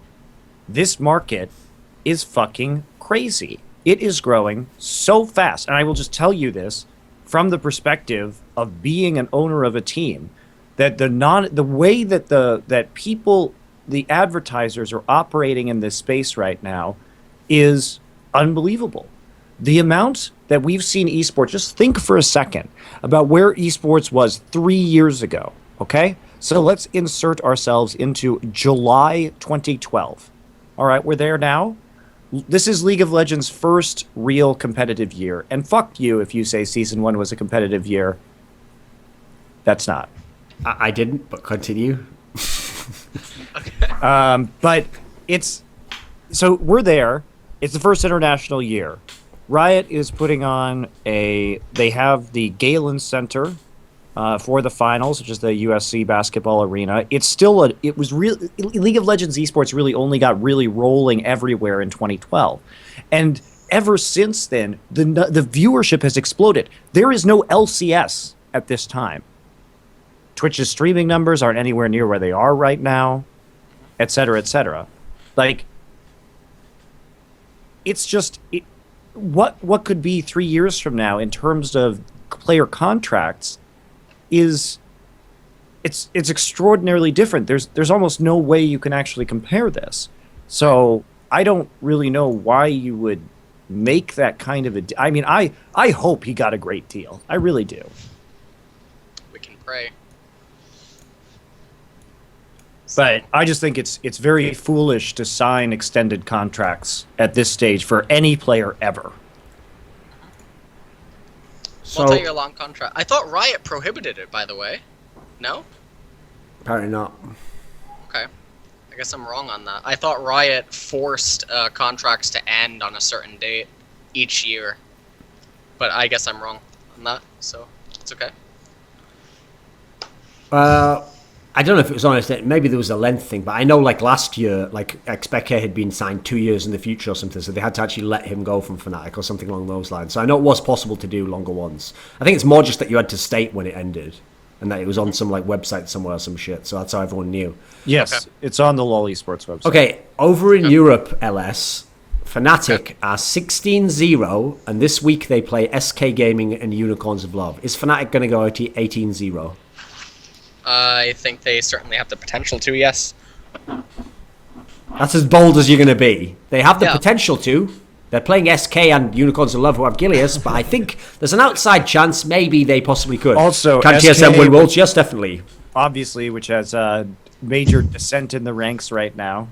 Yeah, SK. All right, so they beat SK, absolutely no question. I think their chances to lose to Unicorns of Love is like 10%. So they're going to go 18-0. Yeah, they will. I mean, I would bet money on it. I would go 9-1 odds that they do. You know, like the 90-10% example. And They go 18-0. what do you think about them relative to the whole West? And I Fnatic? think they only drop one game in playoffs. Fnatic. What do you think Yeah. about them relative Yes. to the whole West? In relation to the entire West, I think the only teams, I guess, that could beat them are TL. I think Gravity can cheese them, but not in a best of set. I think it's a long shot for TL to win, dude. Really? Okay. And I think TSM just gets destroyed. I think literally Dyrus. So you made like a horse and glue farm example earlier. I think they take Dyrus to a farm. Rainover and Honey or Huni. Huni. Obviously, yeah, Honey, Huni, whatever. Yeah, I think Rainover. Yeah. And by the way, I'd like to congratulate Fnatic for being the only Western team to know how to use teleport. Good job for them. That's, you know, in a meta where teleport is used by every top laner and is essential in the operation of team fighting and lane swapping. I'm glad that at least one out of 20 teams is actually on the ball right there. You think teams aren't working on it that much? I don't know. I Look, don't man, know if- I can only state with what I see, which is like, where are the teleport flanks? Why can teams not flank with a teleport and engage with their front line at the same time? What's the answer? Monty, you're asking two things to be done at once. Hello? I know. Like- No, I just don't. I mean, the worst thing is, don't you even literally have the fucking meta where it's like you can play Hecarim, go behind them, and force them into your front line? There we go. Or Yeah. Maokai, or any number of other options. Yep. So what is your theory, Alice? Why don't teams do this? I think it comes down to poor coaching staffs. Not poor coaching staff. Okay, no. Let me reiterate.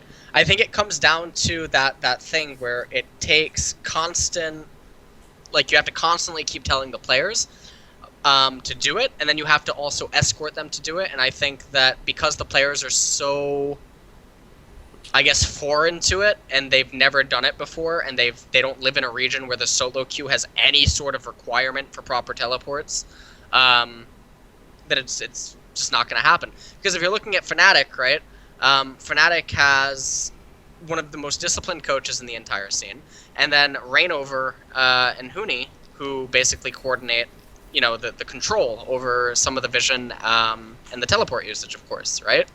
So I don't think it's any... You know, and then who was it? Rainover was inside what teams? IM? I am.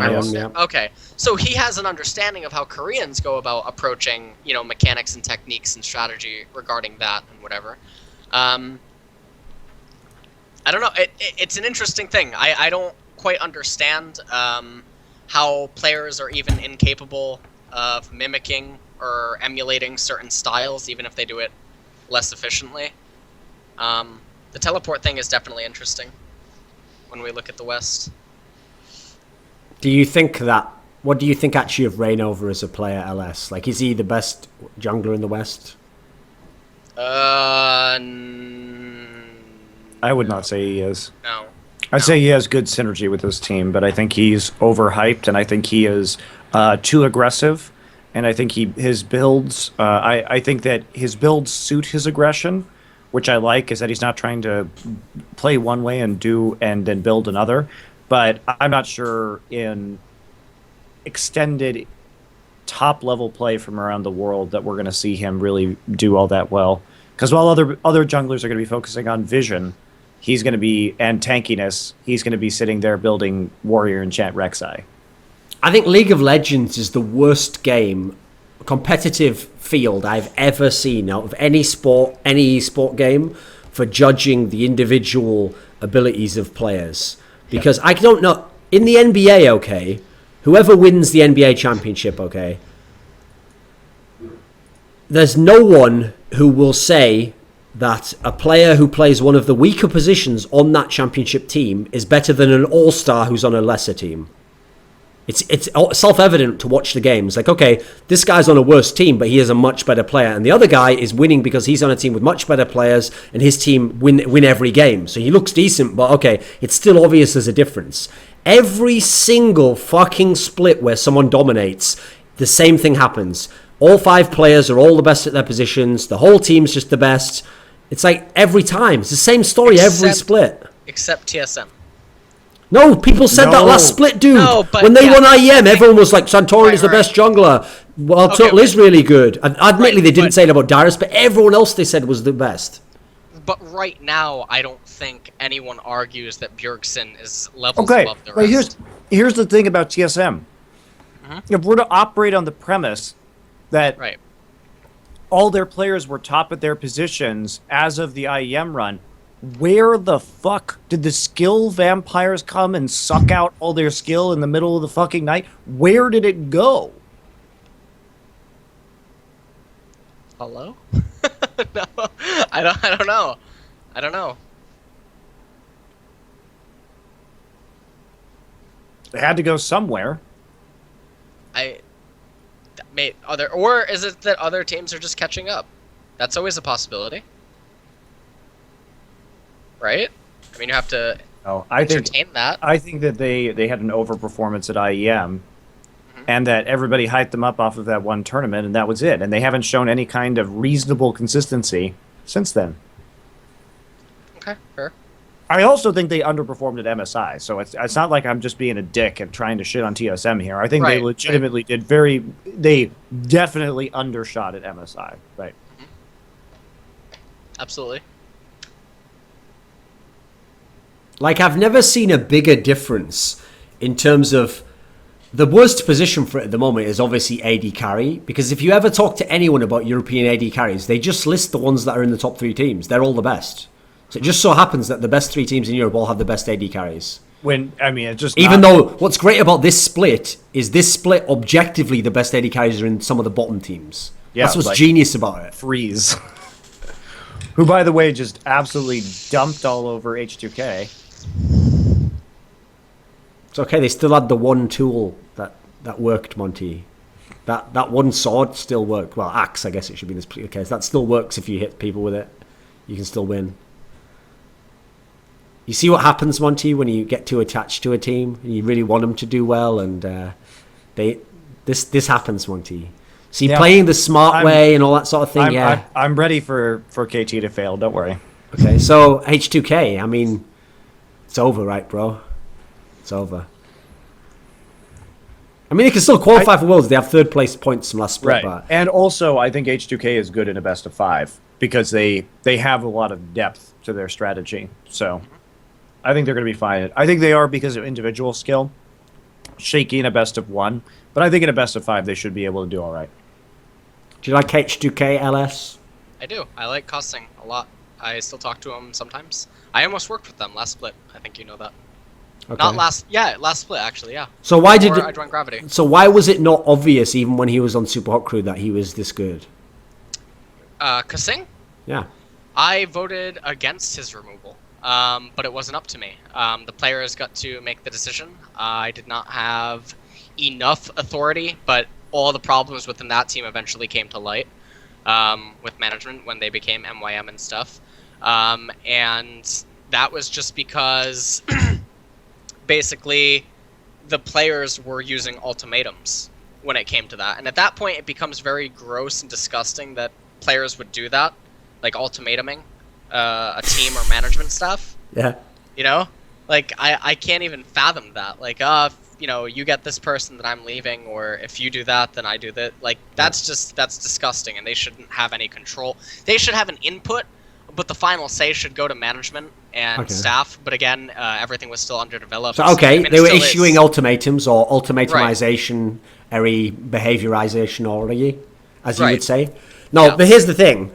What was he actually always? Was there always some seed of him being a really good player that just didn't really manifest? Because I don't remember anyone, like people in like the odd game would be like he's good, but I don't remember anyone like, oh, he's a god. No, he wasn't a god back then. But he was above other supports. He was much easier to work with than most people. Some people might say that he was lazy. I never found him to be, in terms of like willingness to play like solo queue in practice or something, but I didn't find that to be the case. Monty, did you see that tweet that I retweeted from Kasing? It's totally, it has nothing to do with someone on the internet, right? But this is just a hilarious tweet. There's this tweet where Kasing says, Ryu just came up to me at my desk and put a instant pot noodle on the desk, and I said, "Is that for me?" And he said, "No, make it." Which is like, it has no relevance to the game, Monty. There's no insight to be taken from that, but that just makes Ryu seem like a fucking boss, doesn't it? Like first of all, he can't even make his own instant pot noodle, and secondly, the idea that he just walks up like that's the genius of it. Like, make that. Like, what the fuck?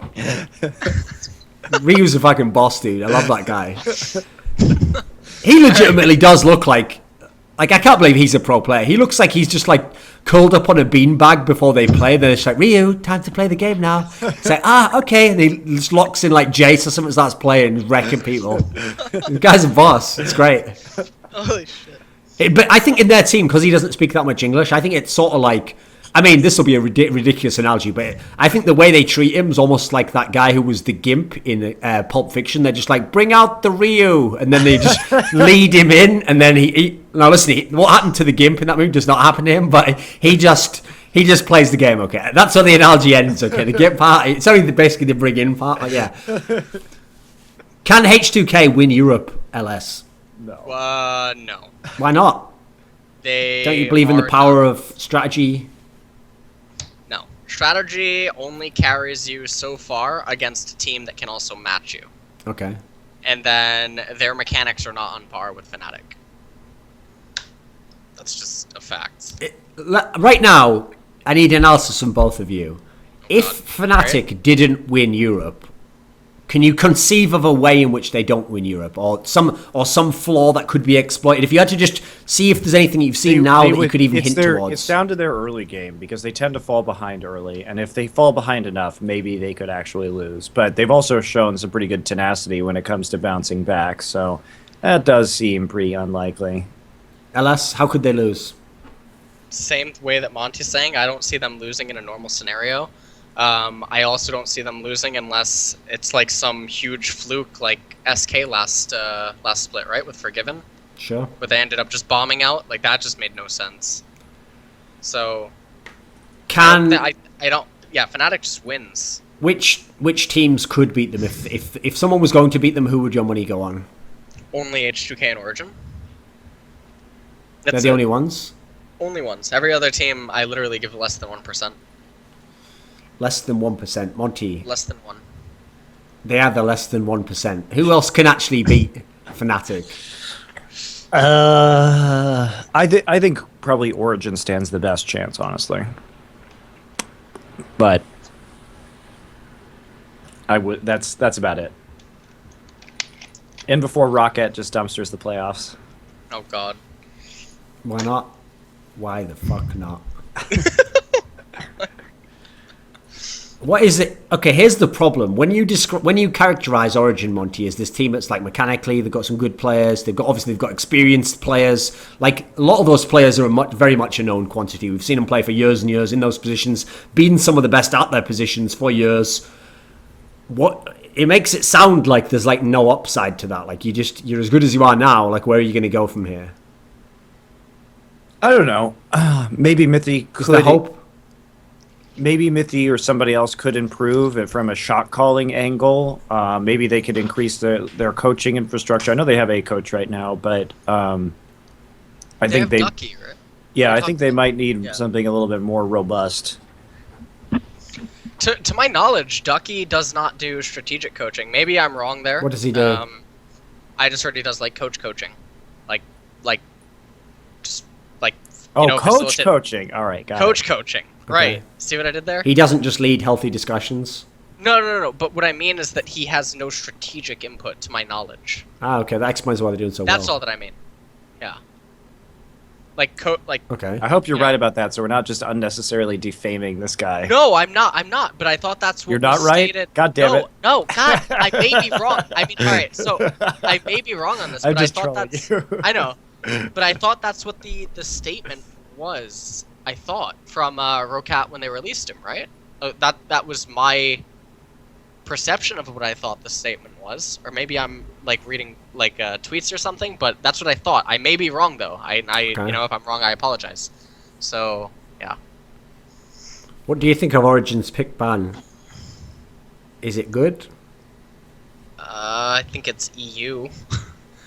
Like I don't really think very highly of EU's pick and ban phase, even when I was. Why?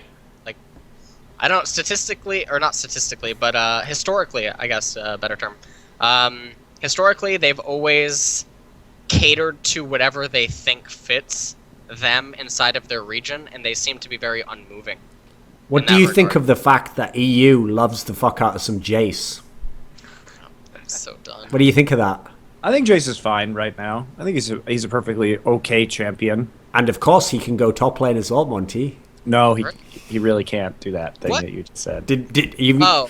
It's entirely feasible. You can lock it in and send it in top lane, Monty. It's been done. It's been done. They sure proved me wrong.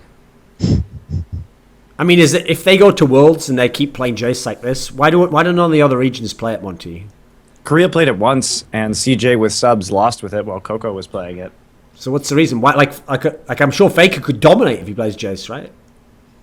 Takes a while to ramp up, has a specific timing window. We saw in the CJ game that if you go late game against the Jace, that he can get shut down pretty easily and his poke starts to become irrelevant, just like Varus, you know?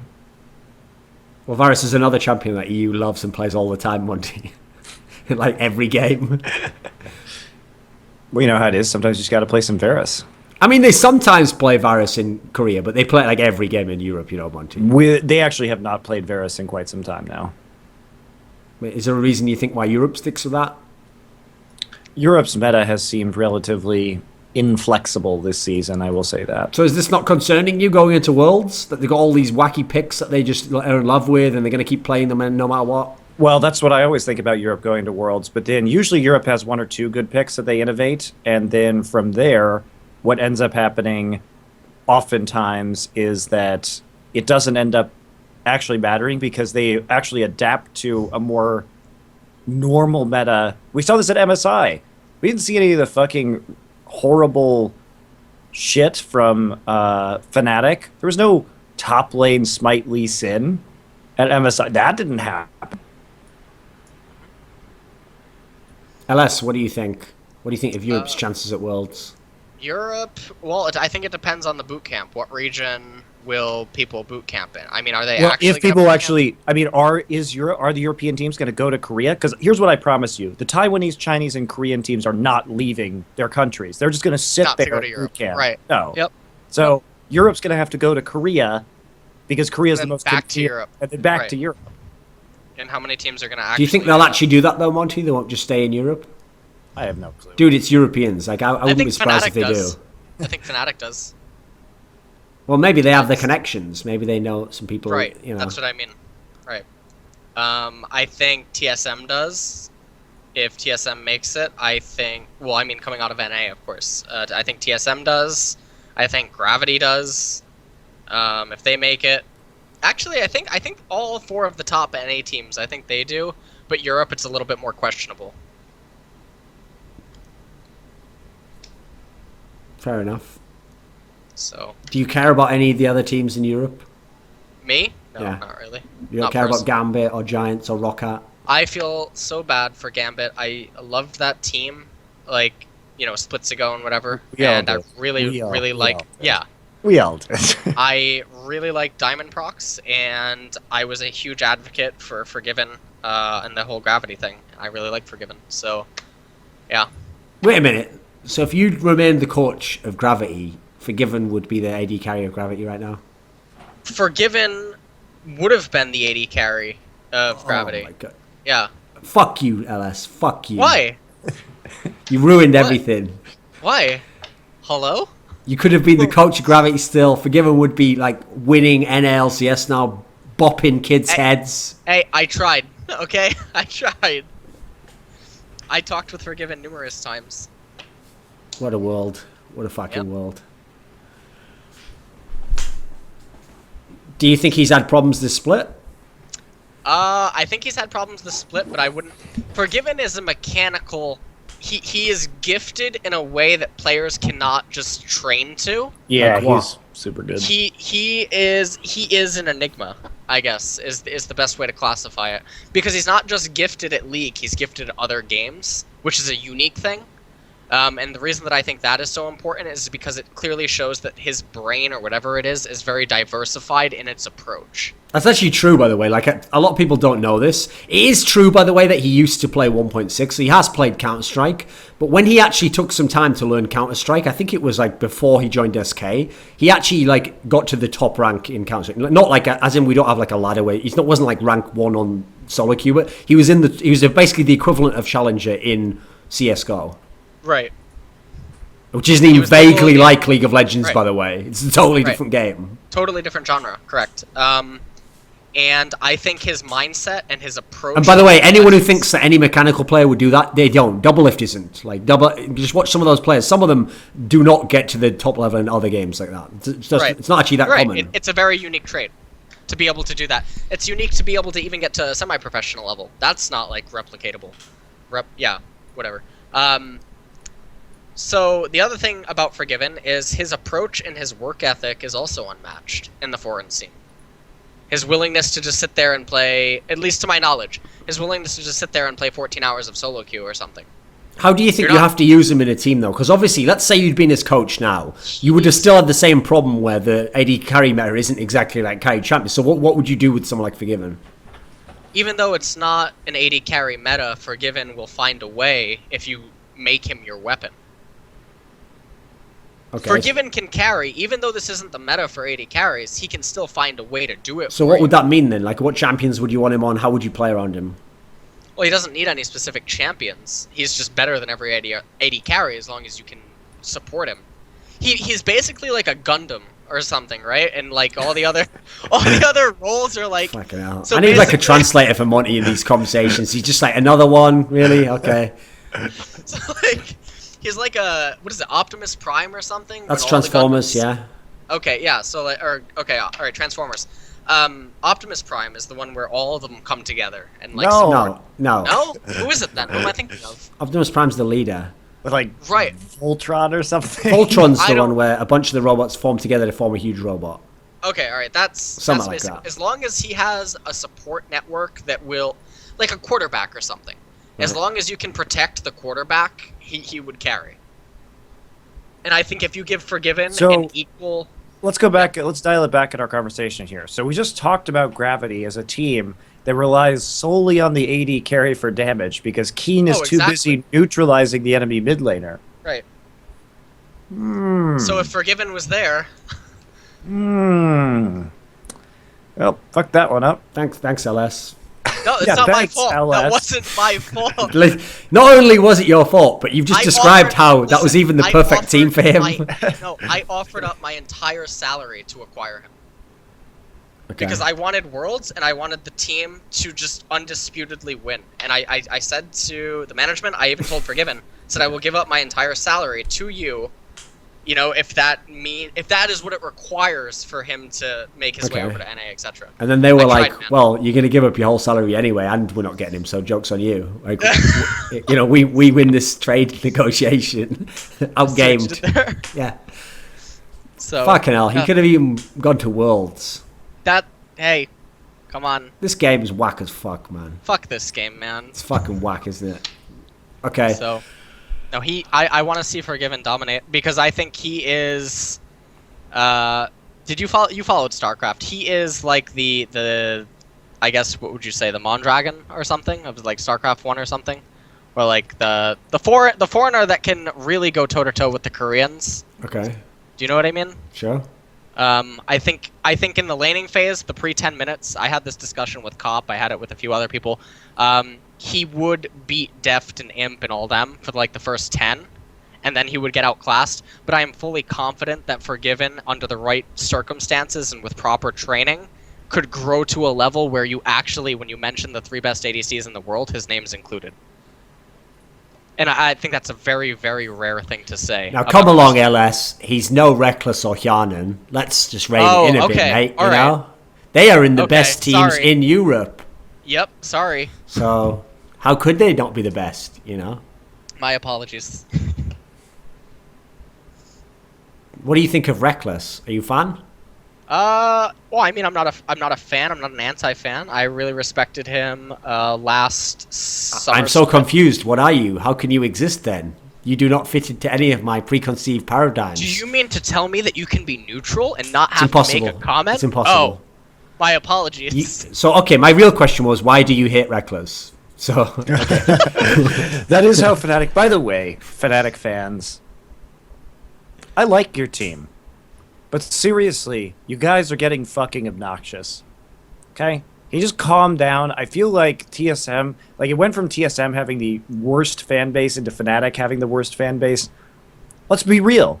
Your team has maybe a 30% odds of making the semifinals at Worlds. That's really high for a Western team. Can't we just enjoy the fact that that is going to be a large percentage and that they are actually good and that they are legitimately a top 10 team in the world? And I think everybody can agree on that. But Monty, since they took SKT to 5 games, they will do the same to this SKT in the final of Worlds. Yeah. Okay, you guys need to chill the fuck out and stop making idiotic statements. Like okay? what? Because it seems like all of the Fnatic fans are out there right now just going fucking bonkers about the team. And good, support your team. Enjoy. I like them too. But can we just like stop all the hyperbole? I'm just trying to let you know what's reasonable here to expect from the team. I think they should be proud to make the semis at Worlds. That'd be a great finish for them. That would, yeah. LS, as a known Korean lover, as you are, Go ahead. Monty made a statement last week, just to put this in the context of what he might be talking about here. He said that Someday is better than Huni. Yeah. You think Hello? so? Hello? Yeah. You do know every Western why is fan that thinks Huni's like one of the best in the absolute world. Like he's a top 3 in No. his position in the whole world. No. How He's can not- you say he's that not when top he three. competes in a region where it is significantly easier for him to dominate? I bet if you had most Western, I'm not exaggerating, if you had most Westerners vote, then if you took all positions and merged them, they would vote Huni top 5 in the world of every player in the world. No. I'm sure they would. I'm pretty sure they would. That would be a very likely. I mean, a diamond elo booster looks really good in bronze too. Doesn't mean anything. And before you know? flip out about that, that's just obviously a hyperbolic statement that LS is making right there, okay? So don't freak out too hard, people.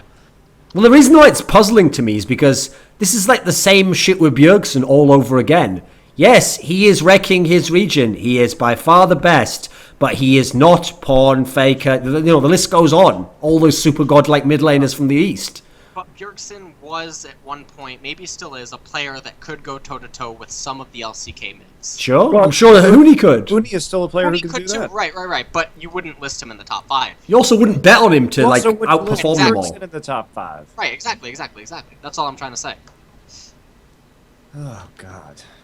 I can't deal with this anymore, Thorin. I quit. With that said, Huni is only like almost 2 splits into his career. Yep. If you had to put your money down, will he eventually be some god? I think he is a very innately talented player. Like, could he be one of the rare examples where some Western team actually has a legitimately like top 5 player at his position, but in the West, he's not going to be in Korea. He'll be in Europe. They'll have some God. I think that maybe he wants to stay in the West, but if he wants to truly unlock all of his talent, he needs to go to China or Korea eventually. See the way Monty did that there? It's like when Vader tells Luke that he will like complete his training. Like Obi-Wan taught him well, but like he will complete his Sith training, like Monty, right. Come back, Hooney, you're good, but if you want to unlock that final phase, come back to South Korea. You know it is your destiny. Or maybe that's Monty secretly hinting to Hooney to come and join Renegades, and then he will move the team to Korea into OGN, and then they will all unlock their destiny together. He's like, listen, Faker is afraid of us. He has foreseen it. Like, okay, well, no, Monty is not going to talk to them. No. Chris Vidal is going to talk. Well, no, that's the genius, Ellis. Don't you realize? You know the genius of what Riot's done. Now that he can't be the owner, he is now no longer like subject to those rules that they just implemented. So now he's free to just poach anyone he wants, as long as he doesn't officially move them to a team he actually owns, which he doesn't own any team. Then he can actually just poach all day long, and then they just happen to join Renegades. So it's genius. If anything, Riot has like a thing where like when you patch like your antivirus, then it just makes the hacker get the even better virus he has to produce. That's all they've done now. They've just leveled up the viruses. Like they didn't think, they did not think it through. Silly old Riot. Oh well. Right. Shall we talk about Korea then? Yeah, let's do it. So, over in the league, sponsored by Spenu, and in many ways, the actual whole league table, Monty, is supported by Spenu. They're so strong, they hold up the whole league, So, over in Korea, there's another team who are undefeated in match play, LS, which is SK Telecom have gone 13-0 in matches. They've only lost 2 games out of 28. Right. What do you think of SK Telecom? I think SKT is looking fantastic. I'm a little bit sad about G Tigers. Now, Ku Tigers fall from grace from last split. But no, I think SKT is looking like a monster, and I don't think that they're showing it. MSI has any representation of how they are right now. So of course, everyone that watches this will be like, but wait a minute. Fnatic pulled SKT to Game 5, right? In MSI, I believe. Certainly. Yep. Yeah, that's not gonna happen. And if that ever does occur at Worlds, if they get placed into the same group, there's no hope right there. If they keep running like this anyway. Do they have any weaknesses, Ellis? Their weakness, I think, is a meta shift. Right. The current way that they are playing the game around the strength of top laners in the current meta should be emulated by other people for sure. It's a very powerful way to play right now. So here's the thing, Monty. When you described before, TSM were on top thanks to the meta at the time, how they played, their overall approach made them the best in NA. But when they fell off, it's not like they were skill vampers, okay? Some of those players just weren't the best anyway at their positions. And so now, when everything else is off, they look terrible. In the same sense, SKT doesn't have the best player at every single position. So what would be the potential weaknesses if something changes? I think in a more AD carry focused meta, they might have problems because obviously they don't have the strongest bottom lane, and they've never relied back on SKTS and now on this new SKT. They never really relied on Bang and Wolf to be big carries in the game. So there's that angle to it that I think could be problematic. What do you think, LS? What possible weaknesses could they have? Like if you had to design a team to beat this SK Telecom, what sort of team should they be? If you force Faker's hand too early, or some way to basically cheese out Faker through the side lanes. How are you going to do that, though? Yeah, especially against Bengi, that's really difficult to actually accomplish. Right. But in a hypothetical scenario where it can occur, that's one way.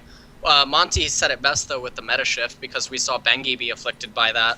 So what kind of a team, though, could do that? Like, what type of makeup would you need to the team? No, you need, major buffs to AD carry items. That's what would change. Yeah, you need either buffs to AD carry, or you need some changes to towers or dragons or something. Something weird like that just throws everything off kilter. Otherwise, SKT just wins worlds and wins everything. Well, I wouldn't Yeah. go that far. I think that Yeah. EDG is still looking better. I mean, we talk about EDG's games this last week. I do think that their return to finally, it's been the first time in like months now that they've played with their MSI roster, and certainly they look strong. But there were a lot of macro mistakes going on in that game in particular. Whereas if we look at SKT right now, when we watch them play the Ku Tigers, so we got to see. So a lot of people would say LGD is probably the second best team in China. And I know there's a lot of like weird things. People are like, oh, they're sandbagging through the regular season. And I don't know, whatever. They were second best team last season. So basically this last week, we got to see a rematch between basically a rematch of the finals from last season. We got to see EDG LGD and we got to see SKT Ku. And when I watched certainly both games were dominant. We can look at the games and say, wow, okay, EDG pretty convincingly beat LGD and SKT pretty convincingly beat Ku.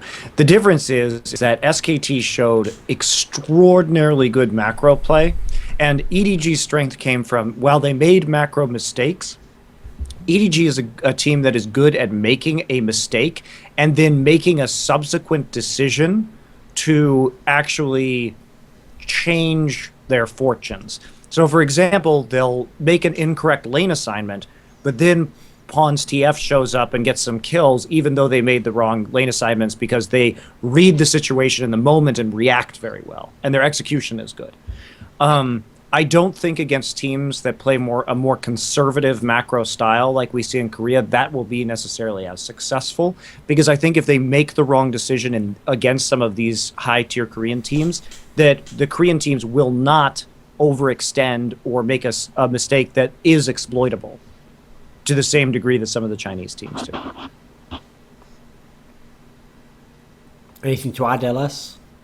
I wish I could, but as of late, I did not watch the China region as much.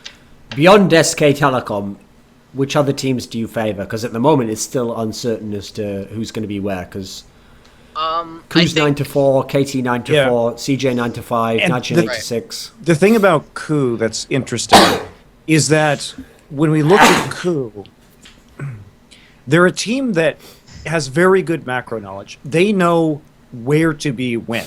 The problem with Ku is they don't have the execution. They don't have that same level of synergy between the players on executing plays, but they know a lot about how to be in certain places and what is good at a given time.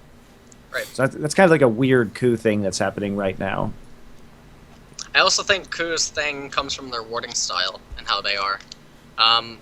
I think for other teams coming out of Korea, I think maybe it's just my bias towards Snowfei and them pulling it out in a clutch. But I guess for Worlds, you have SKT Ku, and when you say pulling out in the clutch, you are aware they bombed IEM and then lost the final completely. Right. They have shown no element of clutch. I know, but I mean inside of Korea. Okay. Not at the international. I mean getting to Worlds. Yeah. After that, I don't know who actually comes next. So you would favour Ku over the rest of the field, like the CJ, KT, Najin, those teams? Yeah. What do you think of KT Rolster?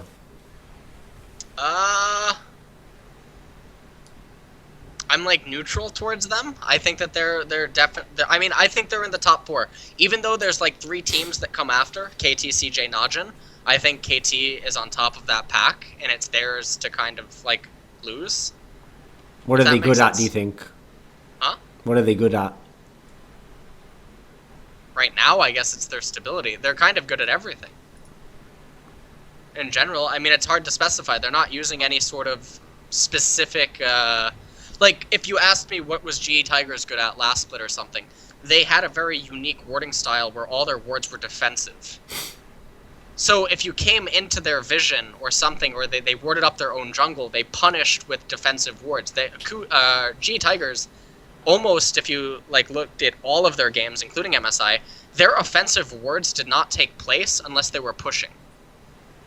All other types of wards or forms of wards were defensively placed either within their own jungle or on their side of the map, and they countered accordingly. Okay. You know what I mean? But KT Rolster doesn't have any standout things such as G Tigers warding there, or how SK Telecoms. What? Dude, What? you haven't been... Have you watched any of the games since Peekaboo has been there? No, but I mean like something as obviously specific as. No. What? Watch the Okay. fucking Peekaboo games, dude, and tell me that he and Score are not the best like jungle support combo in Korea, Right now? Okay. In the world, Love you to do mean, that. right, Monty? Well, Didn't you mean yeah. to say in the world right there? Didn't you? Sure. Okay. I mean, I assume that's what you think, right? I mean, they just look so strong in that regard. Even like Wolf and Bengi, who obviously do a good job at that too, but Score and Peekaboo are getting just a crazy amount of wards in the enemy jungle right now, and it's allowing them to do very well. Ever since Peekaboo joined KT, they've won. They're 4-0, so it's been a big change around with this roster for sure. So is that the move that's going to now ignite KT to make I the don't final? know. I've been burned so many times by KT. I mean, what I have no it's faith anymore. would suggest to you that they could do it? That they are looking very strong against top teams, and they seem to have at least a degree of consistency over their last several best of threes since Peekaboo came into the roster. And they should surpass Coup? I think that they have better playmaking abilities than Coup has. But I also believe that they still need to work a little bit to actually get up to that level. We'll see how they do against SKT. I guess that's all I can say right now. And at the moment... So, okay, the thing is, SKT's far ahead, obviously. The rest all close. In terms of in the playoffs in Korea, you only have 4 teams, right? Fourth plays third, Five this season. 5. Okay, so going to 5 then. That means still though that one person's going to get nudged out LS. So who's it going to be? Who's not going to make the 5th spot? Because you got CJ, you got Najin, you got Jinair. Jinair won't get that. I don't think. It's really hard to make the call between Najin and Yeah. Jin. That's literally all I. Explain this to me, Monty. Yeah. Jinair have 4 players who are still listed in the top 5 KDA for their position. I mean, one of them's Captain Jack, who doesn't always play, admittedly. But how can they have that many players KDA-wise that are so and they're not winning games? Because Jinair plays very long, low-kill games, and when they lose, it's generally just in one team fight in the ultra-late game, so they maintain a high KDA. When you look at the games that they played against CJ, for example, that they were winning, and then they lost in one push, basically. So they've actually been able to maintain high KDAs. You know the series that KT beat Jinair and you were all hyped about, Monty? You know that Jinair got 1 kill in both those games combined? Yep. How's that happen, mate? How's that happen? Oh, God. 1 kill, 2 games. 1 kill. It's pretty disappointing. How can that happen? How is that possible? I mean, KT is very good at playing around Vision right now. They're a good team. So if KT it has changed from a team that earlier this season with Fixer, there has been an immediate upgrade noticeable with Peekaboo, because he's also a shot caller and he takes a lot of that weight off the team's shoulders, and he's doing a good job with it. So because he's at support, because he's shot calling, he's able to provide the vision and then make correct calls around that vision. What do you think of Najin LS? So Najin next year, I think because of the age of their players, and I think because their roster is so, I guess, fertile, in a sense, that they have an opportunity, I think, next season to kind of blow up. Sort of like Samsung did, or something, literally. That's what I think about Najin. Blow up in a good sense, yes. Yeah. Blow up in a good sense. Okay. Absolutely. What is to be done about CJ Entus? They refuse to die, Monty. They will not die. They are zombies. Or as I like to call them, Korean TSM. Because it's just Coco, carry the whole fucking game, bro. If you don't, it's over. I think Coco's going to China next year. Really? Why I wouldn't thought, wait, you? didn't Korea implement some sort of a rule, though? Yeah, but you can still make transfers. Okay. That's unfortunate. What do you think is going to happen with Samsung? With their awful run since the release of White and Blue? I mean, they're getting better, actually, so there's that. Do you think the org will allow them more time, though? I have no idea what's going on in the Samsung org right now. Okay. It's unfortunate. So, yeah. Actually, that's something. Let me ask you this, Monty. I mean, you can both weigh in on this because I wonder. So one of the interesting things about China and all the money they spent on those players is that because much like in the West, they have a rule on how many of the players you can use in the game. In theory, some of the Koreans who went over to China who maybe didn't work out or just aren't as good anymore, like they've dropped off. In theory, if you've still got the money, you might upgrade and get the newer batch of next Koreans. So someone like Coco is an obvious choice, right? His team isn't that great anyway, and he's doing really sick. And so if you want a mid laner, get him, okay. So who else would be a candidate, do you think, for them to poach in the non-invasive LCS sense of poaching from LCK? Who do you think would be on the table as well? GBM? Maybe. Do you think they would give a fuck about him? Chaser. They probably would give a fuck about. Do you think that China will try for Faker again? Probably. Why wouldn't they, you know? Yeah. You have to realize if they get him, just the PR alone, it's like winning the Cold War or something if you were Russia. Like Yeah. Like it's like, you know. Maybe he'd be swayed if he wins Worlds. Yeah, possible. Maybe, and then that's kind of his retirement. Which, unlucky for China, you know, like, he's like, actually, fuck you guys, I've had enough. So, maybe that happens. I don't know who else really on an individual scale. They could try to get Marin off SKT. That's possible. Did Arrow ever They get can an try offer to- for China, Monty? I don't know, but I don't think Hero's good enough. He's not good enough? Then who the fuck's good on KT? Why are you hyping him? Peekaboo. Peekaboo? Score. Yeah, there's two. Someday could definitely go to China. Someday we could all go to China. Let me think, who else is there? I mean, the problem is Najin has like everyone. Like, just take the whole team, mate. Just take every single fucking player off that team. Not only that, you might even be helping Najin out there. They might have to play some of the subs who are actually good. Like, they might develop into really good players. Smeb? Smeb, yeah. Yeah, for Smeb. sure. Good one. Smeb might be able to. Apparently, Gorilla's just like in love with Korea and fucking Yeah, he won't move. No Fei or something, so he won't go for some reason. Yep.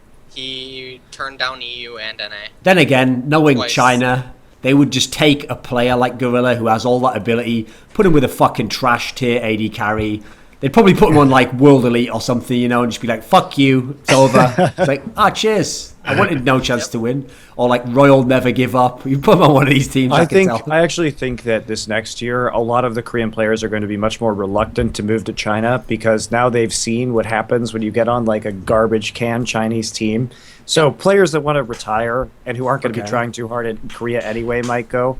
But I think realistically, players are going to start to actually think more about, hey, what happens when I get onto this like absolutely shit team where I can't even talk to anybody in my team house?